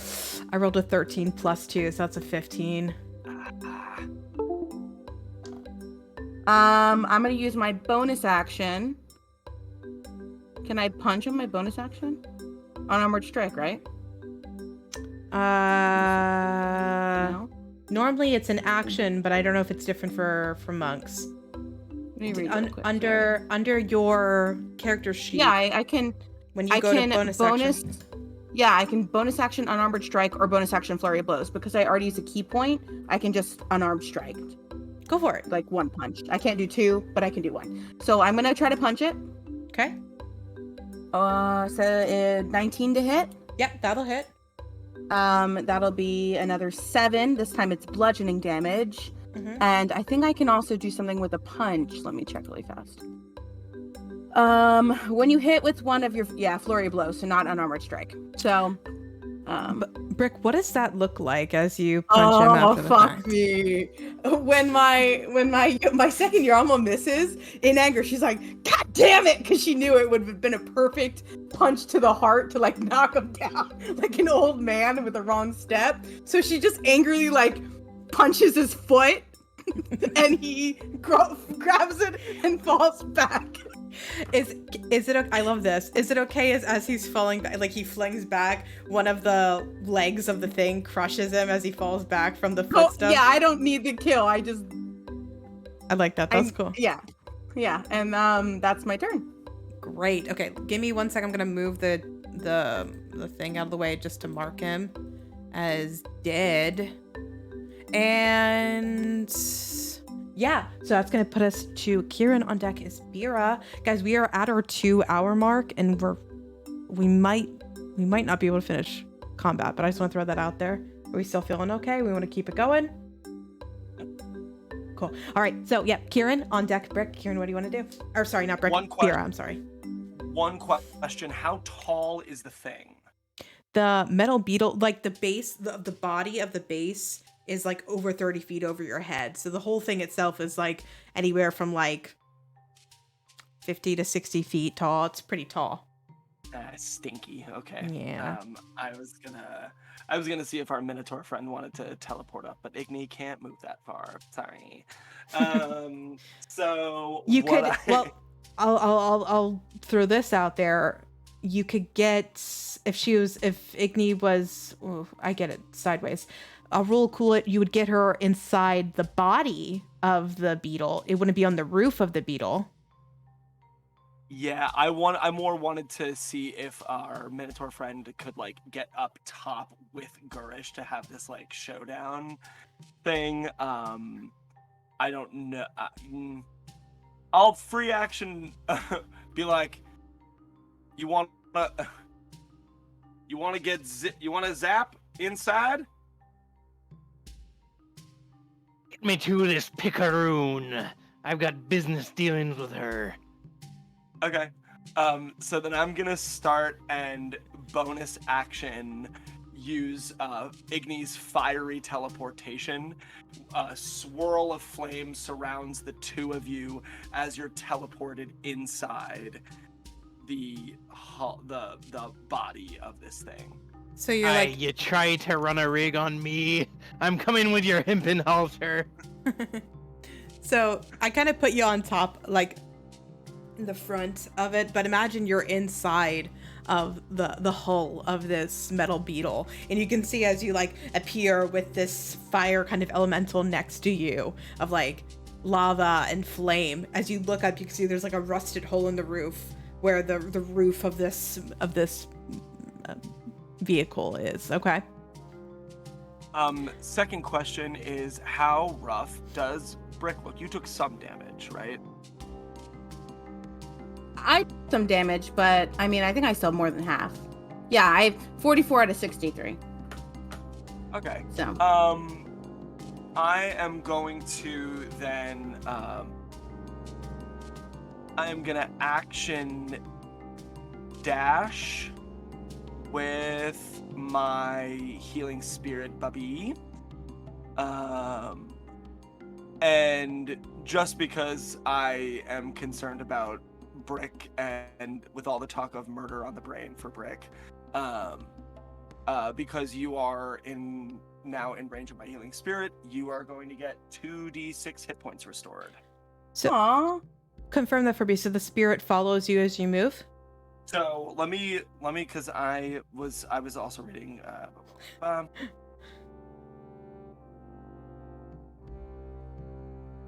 No, it costs my bonus action to move it, and I already used that to do Igni's teleportation. So, poops on that. Shit. So, Okay. never mind. Then I wouldn't move if the spirit wasn't coming with me. Okay. I would just, from where I am, I'm going to use my action to cast Scorching Ray on the bad boy that's on. Actually, I have 3 of those, and I think one could hit Gurish too. So I'm gonna do 2 down below and 1 up top with Gurish. Cool. Okay. What is that? Is that a save they're gonna make? No, it's a roll to hit. So I am going to roll 3 beams of fire shoot out of my hands. Just because I'll just mention as you're rolling that, just because of the angle on it, and she's gonna have a higher AC just because she's getting some cover from it, but it's still capable of hitting her. Okay, cool.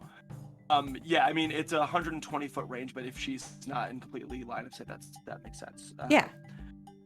Cool. Yeah, I'll just do it at second level. That's fine. Okay, cool. So that is going to be I'll do Gurish first then. Okay. That is 20 to hit. That will hit. Okay. And because Igni is summoned and my enhanced bond feature is out, I get to roll an extra d8 of fire damage to Cool. one damage or healing roll that I'd like. So I'm going to add that here. Cool. So she is going to take 14 fire damage. Nice. Then the other two are going for Disboy on the ground. Mm-hmm. So that's going to be a 15 to hit. That will hit. Okay, and I'll roll the other attack now, and a 21 to hit. That'll Both will hit. Yeah, So, roll the damage.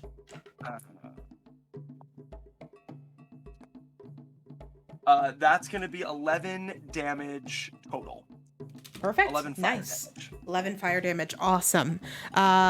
Sweet. I mean, you did a lot. You teleported your elemental and your minotaur new buddy up into a metal bug and a couple scorching rays thrown out. Nice. Okay, so that puts us at Bira. On deck is the metal bug I just spoke of. So Bira, what would you like to do? It's me. I'm gonna move all the way up to next to Finny D Baby. And then on the bad boy by Glint and Brick, I would like to cast Ray of Frost, which is a ranged attack on my part. Who are you attacking? The goon between, yeah, that one. Okay. That is a 19 to hit. That will hit. Roll your damage. 8 frosty damage. Was that 8? 8, yes. Awesome. Okay. Movement, action. I think that's it. Sweet. Okay. Thank you, Bira. Next up is the metal bug. So I'm going to have Glint, Brick, and the remaining goon roll a dex save as the robot is going into intruder mode again. 20. 18. Okay. Sorry, I'm looking at the wrong stat block. Oh, Rick, you get an extra +3. 23, thanks. Yeah. All three of you will save, actually, as you dodge out of the leg's way. Yeah, so the whole time as it's its turn, you'll just hear that same kind of like monotone robotic voice going, "Intruder, alert! Intruder, alert!" So that's its turn. So now we're gonna go over to Wes. On deck is Gurish. So Wes, what do you want to do? The system is down. The system is down. What is so you said there was a hole above me. Mm-hmm. Yeah. Like really high above me, or could I get up there?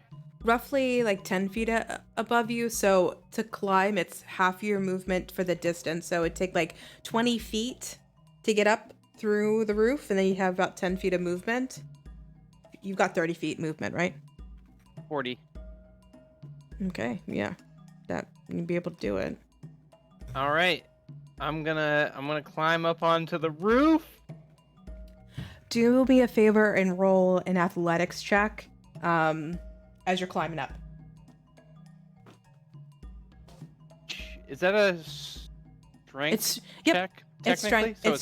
It's strength based. So I have it. So I have it at advantage. Mm-hmm. Because you're raging. Okay, don't need it. Natural 20. Perfect. Yep. So you practically spring through the hole in the roof and land on it as Gersh is like clinging to it. She's about to go next as well. So, what do you do with the rest of your turn? Come here, you bilge lizard. I'm on the desert. I don't know, but so I have enough movement to get to her. Yes. All right, cool. Then I'm gonna charge over at her, and I'm gonna swing twice with the flail and swing once with the maul. All right, roll to attack. All right, that's gonna be a 16. That's gonna be a 23. And that's gonna be a 20. The 16 will miss, the other 2 will hit. Wait, Okay. 3 things? Yeah, I have extra attack and dual wielder. Okay, thank you. I needed that. Yep, go roll your damage. Cool. So that's gonna be... The first one is gonna be 14 bludgeoning damage. The second one is gonna be 10 bludgeoning damage. And the third is gonna be 12 bludgeoning damage. Nice. She still have the cage? She doesn't have it in her hand. It's on her sand skimmer in the dunes back behind her. So when she teleported, she left you a clear path, but Oh, gotcha. I followed. that's okay. If that was a confusion on my part, I apologize. It was All back good. behind her on the sand skimmer. Gurish is now in a bloodied status. So Wes, I'll tell you, I've told the gang, instead of us asking, do they look rough? Do they look rough? Bloodied is when they are at or below half of their health, just to kind of give you a status update. So she is now bloodied. You can surrender if you want. I would never. It's her turn. Anything else in your turn? I'll spit. Great. Perfect. All right, let me take a look at what she can do after a spit in the face. Ooh. 1 second. Cool.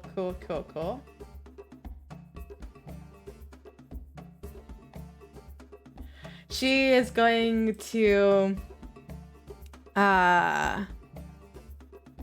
you're gonna see her like pull out her hands and begin to summon what looks to be a giant, like poisonous cloud. Summoning Cloud Kill on her action. It is in the range of 120 feet in like a giant sphere, so it might encapsulate a lot of us. But let me actually check what that looks like from like up here at the top.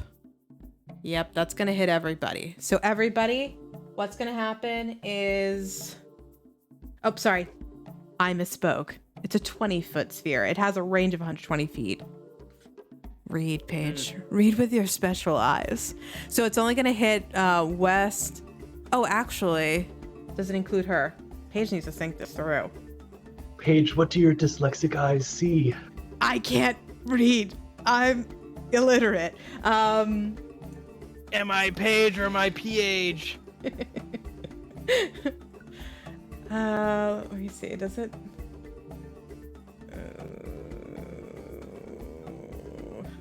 Hold up. She might not be doing that.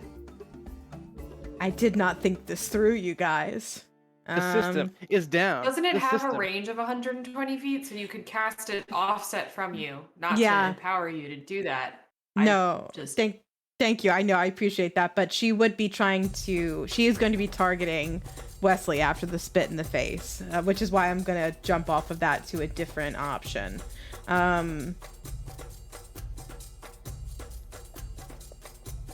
She starts going, it's like, just kidding.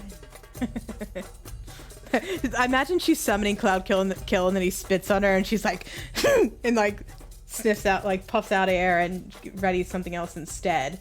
Burns the spell slot.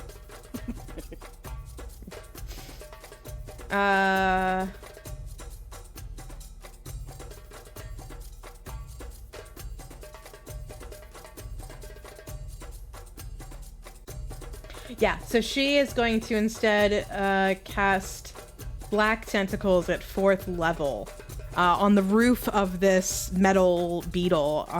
These like black tentacles are going to spring out of the metal. It's a 20-foot square that surrounds you, Wes, and it's difficult terrain. When you enter this area for the first turn or it starts there, you're gonna roll a dexterity saving throw for me. In the words of one of me heroes, is that a visual effect? Yes, it is a visual effect. Is that something you get now? Yes. Barbarians, baby. Does that mean you get advantage on it? Yes. Fuck! So that so that is going to be a 21. Let's see. Swing your tentacles. All right, so what that looks like is you duck and dive out of the way, taking no damage and receiving no condition from it. And now these tentacles separate you and her, like kind of like on either side of the domed roof are these like swirling tentacles in between. Okay, It's a 20-foot. it's like a 20 foot square. on each side. It Each kinda side is cov- 20 feet. It covers the length of the domed roof, which is like roughly 20 feet. So it's like, yeah, you're gonna have to find a way to navigate it. She's created it, like you've dodged it fairly well, which is good because it would have been bad. But now there's like a barrier between you and her, essentially a magical wall. So you have a couple options Gotcha. on how you want to deal with that. That is her action. She'll use a little bit of that movement to kind of back up just a bit, giving her a little bit of wiggle room. And she'll kind of poke herself behind this like domed turret window, giving her even better coverage, practically full coverage from you guys on the ground.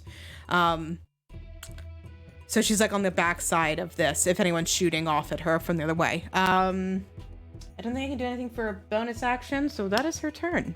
So that puts us at, sorry for the decision-making delay, that puts us at Phineas. On deck is the goon. So Finn, what do you want to do? I feel like every time I have a plan, and I'm like, okay, I'm gonna do this, and then it changes. So from the ground, we can't really see her at all, correct? Yeah, at this point from the ground, she's got full coverage. Sick. I'm gonna move 30 feet here. And I'm going to Dissonant Whispers, the Goonie Boy, 3rd level. Gotta make a, let's see what it is, I forget, a wisdom save. Okay, I'll have him roll that now. Is he bloodied by this point?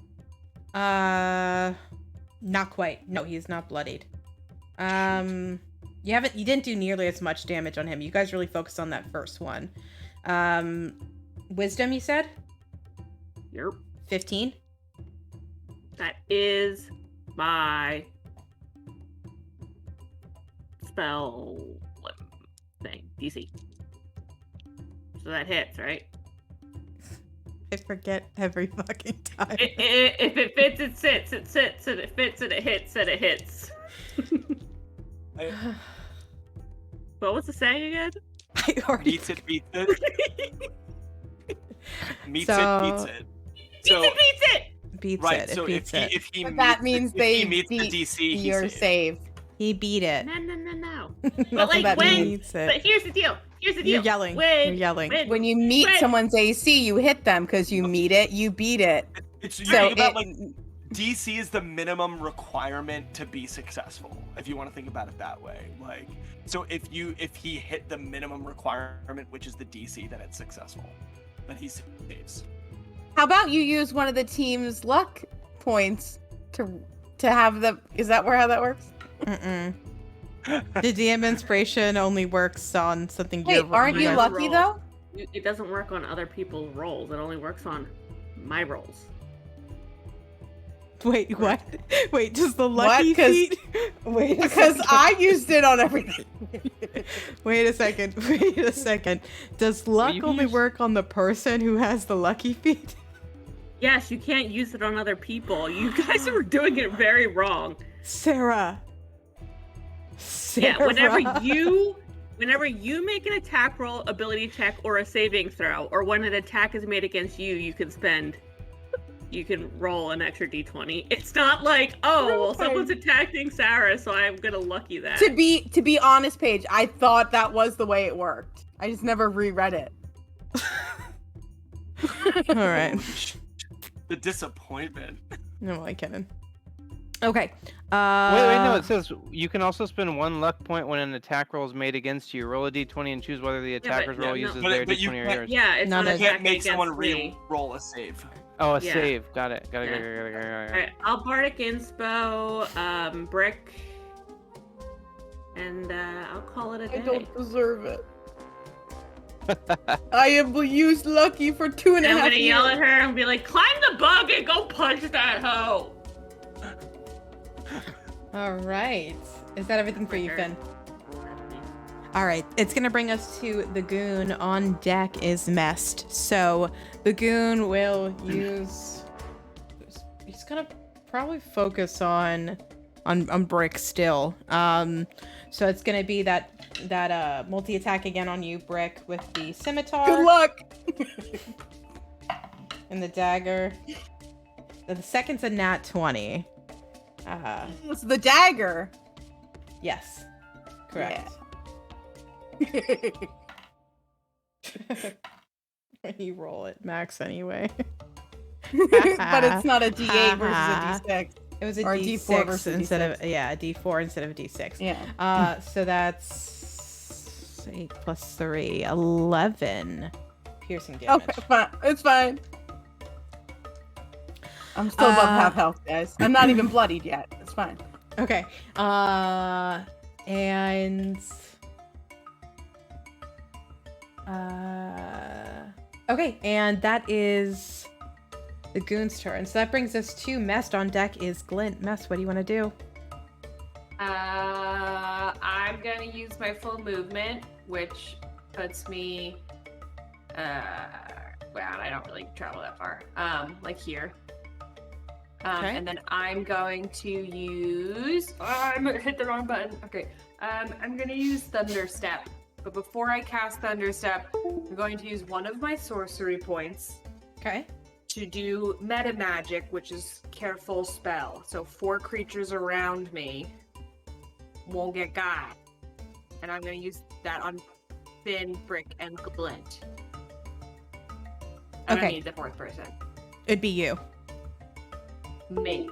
But it wouldn't affect me, but it's fine. And then I'm going to do Thunder Step. Cool. And I'm What does gonna that mean tell- we got got? She's not. No, it you're not gonna doesn't, take. so- You're not gonna take damage from it. It's an area effect that you're not gonna take damage from because she's careful. Apologies, sir. Okay, and now, Thank you, wait, Wesley. hold on. Yeah, we're good. Okay, so, everybody who isn't gonna be safe, aka the goon guy, excuse me, has to take, do a Constitution saving throw.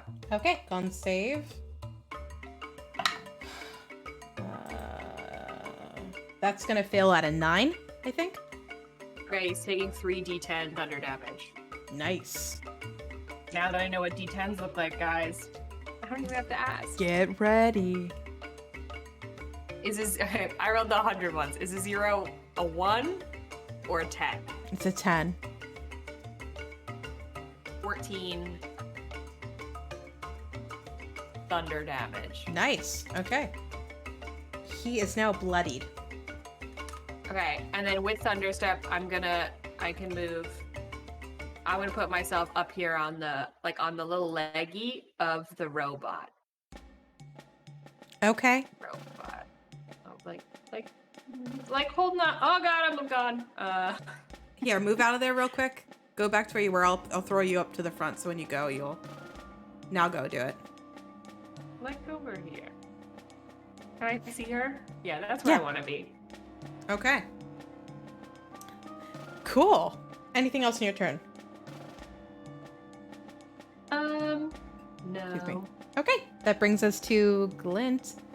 On deck would be Brick for the 3rd round of combat. Okay, so I've got this guy in front of me. Gonna do a couple of attacks against him. Okay. First one is a 13 to hit. That will not hit. Yeah, that's so. Second one is a 23. That will hit. Okay, and I'll go ahead and put a divine smite in that. Nice. Nice. Okay, so that will do. 7. That will do 11 slashing damage and 8 divine smite damage. Nice. Radiant damage. Very nice. Cool. Okay, he's still up. Unfortunately, not much I can do about that. That's my turn. Took a big chunk of his health out. Trust me on that. That was a very good hit. All right, that brings us up to the top. Round 3. We are back with Brick on deck as Kieran. Brick, what are you wanting to do? I'm gonna look at this final goon and be like, I got these. And I'm gonna just pierce him with the end of my pointy Yoma. Try to hit him once to see if he drops. Are you what? doing that? Sorry, go ahead. Never mind. Roll to attack. 24 to hit, and the damage for that is going to be 6 piercing. Is he still up? Yep. I will attack again. Well, do I want to do my... Nah. I'll attack again with Yalma. Ooh. Oh, yes, 25. And this low damage, 5 piercing. Still up? Yep. Still up. I'm gonna use a key point to use Flurry of Blows. We mark that. When you hit with the Flurry of Blows, you can impose one of the following effects. Let's see if it hits. So that's 2 punches for my bonus action. First one's 24. The second one's an @1. So one of them hits. So it's going to be 8 4 bludgeoning damage, and I'm gonna have it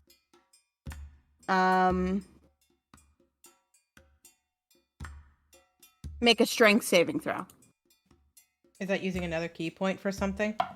No, it's with my open hand technique. When I hit with a Flurry of Blows attack, I can pose one of the following effects. I can make it fall prone with a dex save, or I can push it back with a strength save, and then it can't take its reaction until the end of its next turn. So that'll fail with a 10?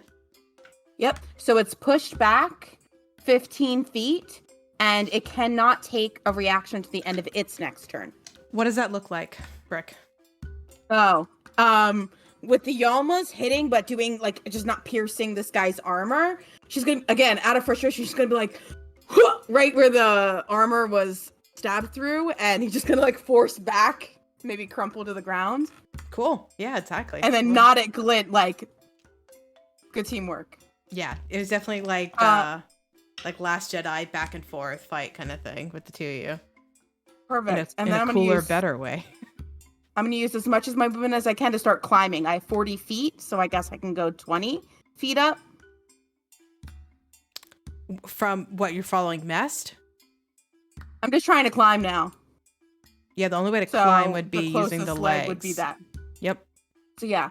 So does that get me just below the top, like kind of like hanging off the edge there? Yeah. Cool. That's my turn. Cool. Okay, that brings us to Kieran. On deck is Bira. Kieran, what are you looking to do? Well, I was gonna send my spirit over to heal Brick, but she's a little too far at this point. Makes sense though. Brick gotta do what Brick gotta do. Is there anywhere that I could move that I get a better vantage point on Gurish? Well, she's on the opposite side of the robot, essentially, up on top of it. So within this turn, no. The fastest route to be able to get a sight of her would essentially be going underneath of her, like underneath of the robot, and another like 20-30 feet out from it to get a view from her on the other side of this like little turret tunnel on the top, if that makes sense. Okay. Yeah. No, that makes sense. Cool. So then I guess I am going to I'm gonna dash, I guess. I'm gonna action dash. I need to do my counting first. Hold on. for 60 feet, just about yonder. Nice. So get there. So I have Mhm. line of sight. Then Not- I'm at. Not quite line of sight. You're close, but not quite. That's totally fine. And Okay, you okay. said the hole in the roof of the machine thing was like 10 feet. 10 feet from the, because Igni's inside of the body Mhm. right now. Yeah, roughly 10 feet from the base, like of the hole. 10 feet above it is the hole in the roof. Yep. Great. Igni is gonna float up through the hole, and she is. Can she see Gurish from where she is? She would pop up here, which is on the other side of it. So you'd have to do a little bit more movement. Does she have more movement after that? So it's difficult terrain to climb. Well, not difficult terrain, but half movement to get up for it. Yep. Yeah. I mean, she has a full 30 feet of movement. So she's got 10 feet left. That get her So halfway across. Yeah. So she'd get she'd get right to the middle fly point. speed too, so she can fly up 10 feet. She Oh, has I didn't 20 know feet that. left when she gets up there. Yeah. Yeah, and then she definitely has movement. Great. Cool. So I will get her in line of sight of Gurnish. Cool. And I am going to have her make a flame seed attack against Gurnish.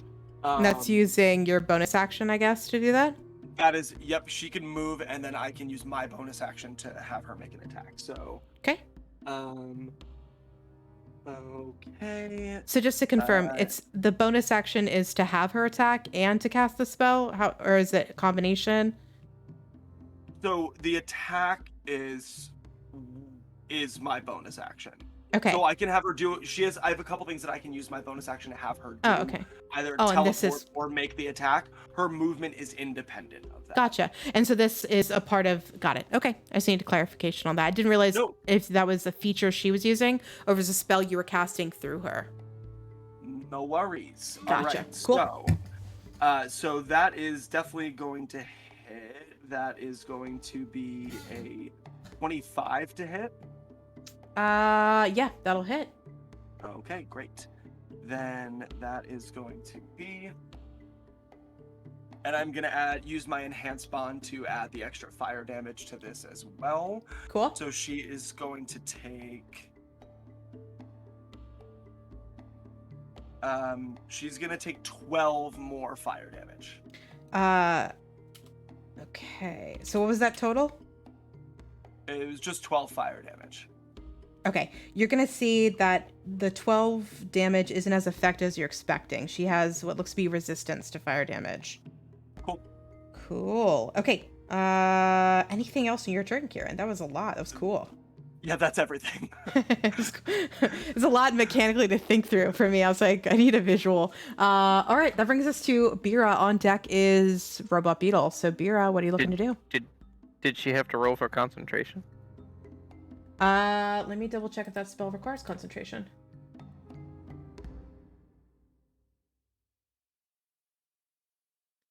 It does not require concentration. Garbage. Vera, what are you looking to do? I'm gonna hang tight where I am, but I'm gonna hit this final goon squad goon with firebolt. Which is Oh, I'm sorry. Goon is down. I didn't put an X on him. He is down? Oh, okay. Rick I thought dropped so, both but then he was goons. still there. Oh man. I rolled so good. Alright, then I'm gonna move myself here. And I believe I can still. I'm gonna try to hit Gurrit. She is got full cover from that angle, so you actually can't see her and can't attack her from there. I am not gonna move there. Would I have a better range if I stayed where I was? No, she's I just kept her there so you guys can see her, but she's on the other side of that turret. So she is completely out of sight from the right-hand side of the metal beetle. Victoria, do you have magic missile? Yeah. I don't know if she needs to see with magic missile potentially. You do. Damn. You can see within range. You know what? Fuck this. We're attacking the bug. We're just going for it. I want to hit the bug. Are you sure about that? No. Do I have nothing else? Fine. I'm gonna hold my spell until I can see her. Which spell are you holding? Just a cantrip firebolt. Okay, perfect. Holding action firebolt on Gersh's reappearance. Perfect. That brings us to the Battle Beetle. On deck is Wesley. So I'm going to have Kieran and Glint roll those deck saves for me to avoid the stomping of the bug feet, metal bug feet. Natural one on this one. Okay. I got an 8. Those will both fail, which is going to give us 8 bludgeoning damage as you both are stomped by 2 of the 6 metal legs, rust and sand kind of falling on top of you. That will bring us to Wes. On deck is Gurish. So Wes, you've got these black tentacles separating you between you and your target. So there's 20 full feet of tentacles, right? Correct. Yep, and it's difficult terrain as well. And there would be, if you enter it, I would have you roll that save again. Yeah. He's gonna look across the tentacles and snarl. And for action, will dash directly into the tentacles, running straight at her. So I need to make a save with a visual effect. I'll have you roll that dexterity saving throw. Okay. I thought I'd freed myself from the visual effect. I was laughing. I think I even said it last session, like, it's a visual effect. And here I am. That'd be a 17. That saves. So it's still difficult terrain, so it's gonna take 40 dashing, feet. It takes 40 feet of movement, and I still have my movement. Gonna move toward her, and I will bash her with my horns. For your bonus action? Yep. Let me double check. Go ahead and roll for that. I just want to make sure the horns. I think. Let me see. I don't think. Let's see. 1 melee attack as a bonus action. Okay. I think you actually need to. You could use your hammering horns with when you hit a creature with a melee attack on your attack action. I'm using Goring Rush. Immediately after I use the dash action. You got it. Go for it. At least 20 feet. That's what I needed. Thank you. What do I add for this? Is it probably the same? Let me look. Oh, it's probably an action. Horns. +7. Cool. That's going to be a 21 to hit. Yeah, that hits. You'll see him smash into her with the tips of his horns. It is piercing damage. Okay. So that's gonna be 6 piercing damage. Oh, +2. 8 piercing damage. Wes, what does that look like as you charge through these black tentacles into Gurish, the smuggler?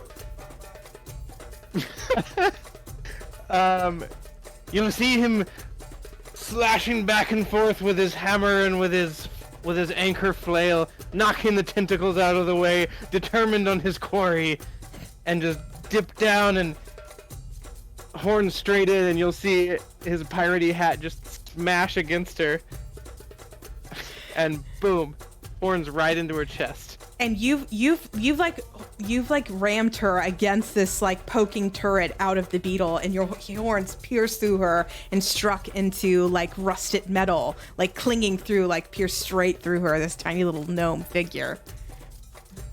I hope you've had your tetanus shot.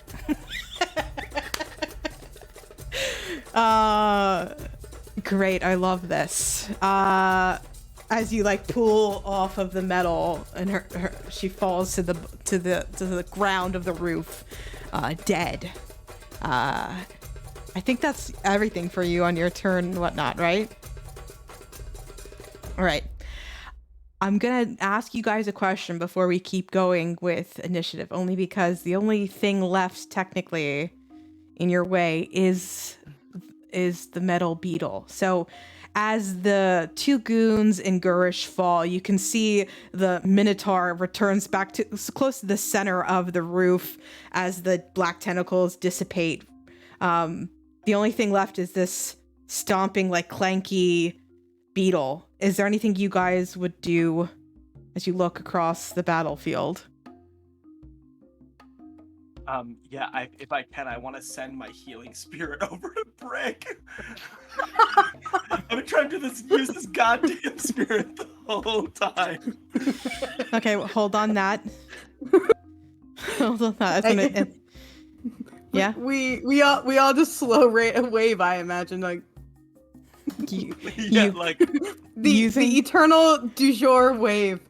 Using my trump card against me, you bitch. You know how much I love the harmless wave. Okay.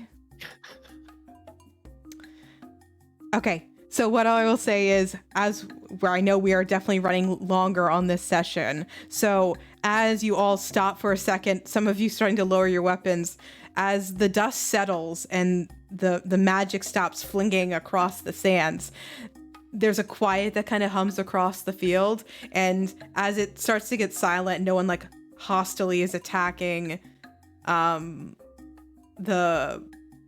metal beetle, essentially. You'll see it'll stop. The voice will kind of stop mid-sentence, like, intruder, alert, intrude. As it like rusts and clangs and folds itself back down and like rests itself back on the sandy desert. Are we cool with that? Get off the leg before that happens. That's okay. There's a safe way to navigate that too.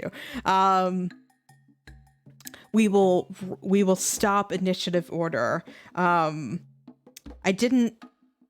wasn't expecting this, so I'm gonna actually say, I know it's late anyway, but let's stop our session there. And as you guys are thinking of maybe some highlights, there's some things I want to talk to you guys about, and if anyone's still lurking on the chat, thank you. Next Wednesday is the 1st of September. And if you're not familiar with Twitch, there's been a lot of bot attacks on small streamers, including like hate raids. And if you're not familiar with that, it's just bots coming in with really malicious, nasty comments, kind of flooding the chat. And so a lot of small streamers are actively avoiding streaming next Wednesday. So we will not be streaming next Wednesday. We're actually off. And the initial plan was to play or stream as usual. So we just continue the story next week, but we are down Wesley next week. And what I think I want to do instead is, because we're not streaming and we don't have Wesley, I think what I'd like to pitch instead, we haven't had a battle royale yet. And I think it's time for a battle royale with du jour. It's time for us to hate each other. I love when we hate each other. So I know we don't have a lot of time. I know you guys usually prep a bit more, but you are level 6. Let us plan for, we'll record it. We'll still record it. It just won't be live on Twitch. We will play a battle royale next Wednesday night, if you guys are cool with that. And we'll upload it to YouTube. And then the following Wednesday, we will pick up our regular scheduled program. How do we feel about that? After really tough combat, are you ready to play another combat? I'm gonna die. I No, have me too. There's no hit way. spells. I have one spell. Good Well, thing. at Good thing Colin has a bunch of magic weapons now. I know. I only have one magic weapon. Yeah, paladins Right. win. But yeah, but it's legendary. Monks, too. Monks, baby. That's true. I know. I'm Monks. scared about Brick.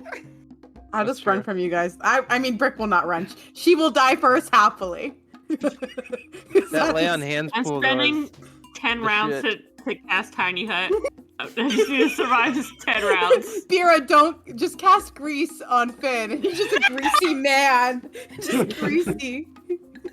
Let me actually So oily. That's and so slippery. That was so sad. That was The Oh, grease I spell. don't know if I've ever been so sad in my the life. grease pole. I peed on you that episode. Wesley. You did, and then I killed you. Did Wes win that? Yeah, Wes. Yeah. Yeah. Yeah. And then the I got second Battle Royale, oh my- Colin won. As a Yeah, because dragon. he became a fucking dragon right at the end. That was always an option from the beginning. I just waited. Yeah. It was bullshit. me and my tower of defense. Hey, that was really annoying. It took me like 3 rounds to get to you because of that. Oh, 3 rounds. Versus the 1 round of Grease. But as you can tell, we're very excited now. Are we staying level 6 for that page, or you want us leveling up to 10, or what is that? Can we switch out our spells? Can we up to do whatever the hell we want, or do we have to keep the spells we currently have? For Battle Royale only. It will be level 6. I always like to keep it where we're at currently in the campaign. Kelly, if you're worried about Phineas's spell list, I don't care. I'm okay with losing or doing something stupid. Wait, but I would love to switch out one spell. Yeah, what I was about to say was just make note of what your spells are right now for the campaign. This is an isolated encounter. Just take a screenshot of it, save it somewhere, and you can switch out any of your spells for the Battle Royale. Obviously, that's very different. I'll say any of your spells that are available in your class, you're allowed to switch out for Battle Royale. But just please make note of what you have right now.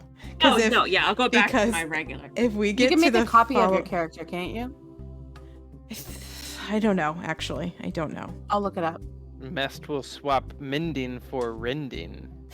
I was actually gonna swap mage armor for something. You guys can make a copy. It's one of the options underneath the character. So click copy and then just title it like Battle Royale Finn, so that it doesn't affect your character.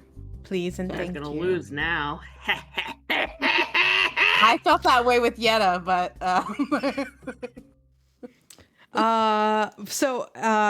I know we're all very excited for next week now. I'm happy to hear you guys are. Any favorite moments from tonight's session? That time when we found out we were doing Battle Royale next week. That got Kelly really good. I love a classic like villain just monologuing their life away for no reason. Yeah. That was partially my fault because I completely missed the messages that Paige was sending me. Set up this whole thing. I was looking on Signal. I was like, oh, she's gonna hit me up on Signal, and I'm like, oh wait, no, we're on a messaging app. I should probably check there. Hey, now we do it live. Yeah. I like the part when Sarah nearly missed the encounter completely. don't trust Brick. Don't trust no Brick. Good. Trust no Brick. Yeah. What else is funny? Oh my gosh. Whenever I like we have an purple almost... mist. Yeah, purple mist! I like to say, instead of my favorite moment of the session, my least favorite moment of the session, and it was when I became purple. Chaos! Someone's got to learn remove curse next level up, because I don't know when we'll find somebody who knows remove. I guess the next church we go to. Colin. Yeah, Paladin. You don't have to do that for me. I'll just keep rolling on the wild table every turn and hope that the fireball that I have to cast on myself happens at some point. Well, Kyle, you can change your spells every long rest, right? Yeah, I just don't know when curses. When you get, because you have lower spell slots as a remove paladin, curse right? is a 3rd level spell. I just don't know when it unlocks for a paladin. That would be 7th Yeah, level. Oh yeah, I think we're one away then. I don't remember. What else did I like? There was a lot of fun moments. I liked the I liked Wes going through, like, not just for the visual effect joke will always be funny, but the character choice to go fuck the pit of tentacles, charge through. I liked that choice. Mm-hmm. Yeah. Guys, it's 9th level, so we got a ways to go. Oh no. What? For a 9th paladin. level. Remove curse is 9th? No. He gets it at 9th level. Paladin, 9th level. Remember when I I'm thinking said I like could witch get remove spell. curse, and you guys were like, no, don't get it. Oh, Yeah. To be fair, there was a 1 or a 3 in 100 chance that was going to be an issue for us, at least for me. How could we know? How will they know? I will throw this out there. Revlin knew remove curse. If only Revlin were here. Damn. Comes back as Revlin. Oh, what else? There are a lot of good moments. Like the mirages, or like the hallucinating in the desert. I like that concept. There was that turn that Matt did everything that there ever was in one turn. That was pretty dope. Yes. I don't remember. Insane. I don't remember if that was the Igni boost one or if it was the one after that where you did the attack and stuff too. But it was just like, I feel like the majority of Matt's turns were so thought out this combat. There's a lot going on.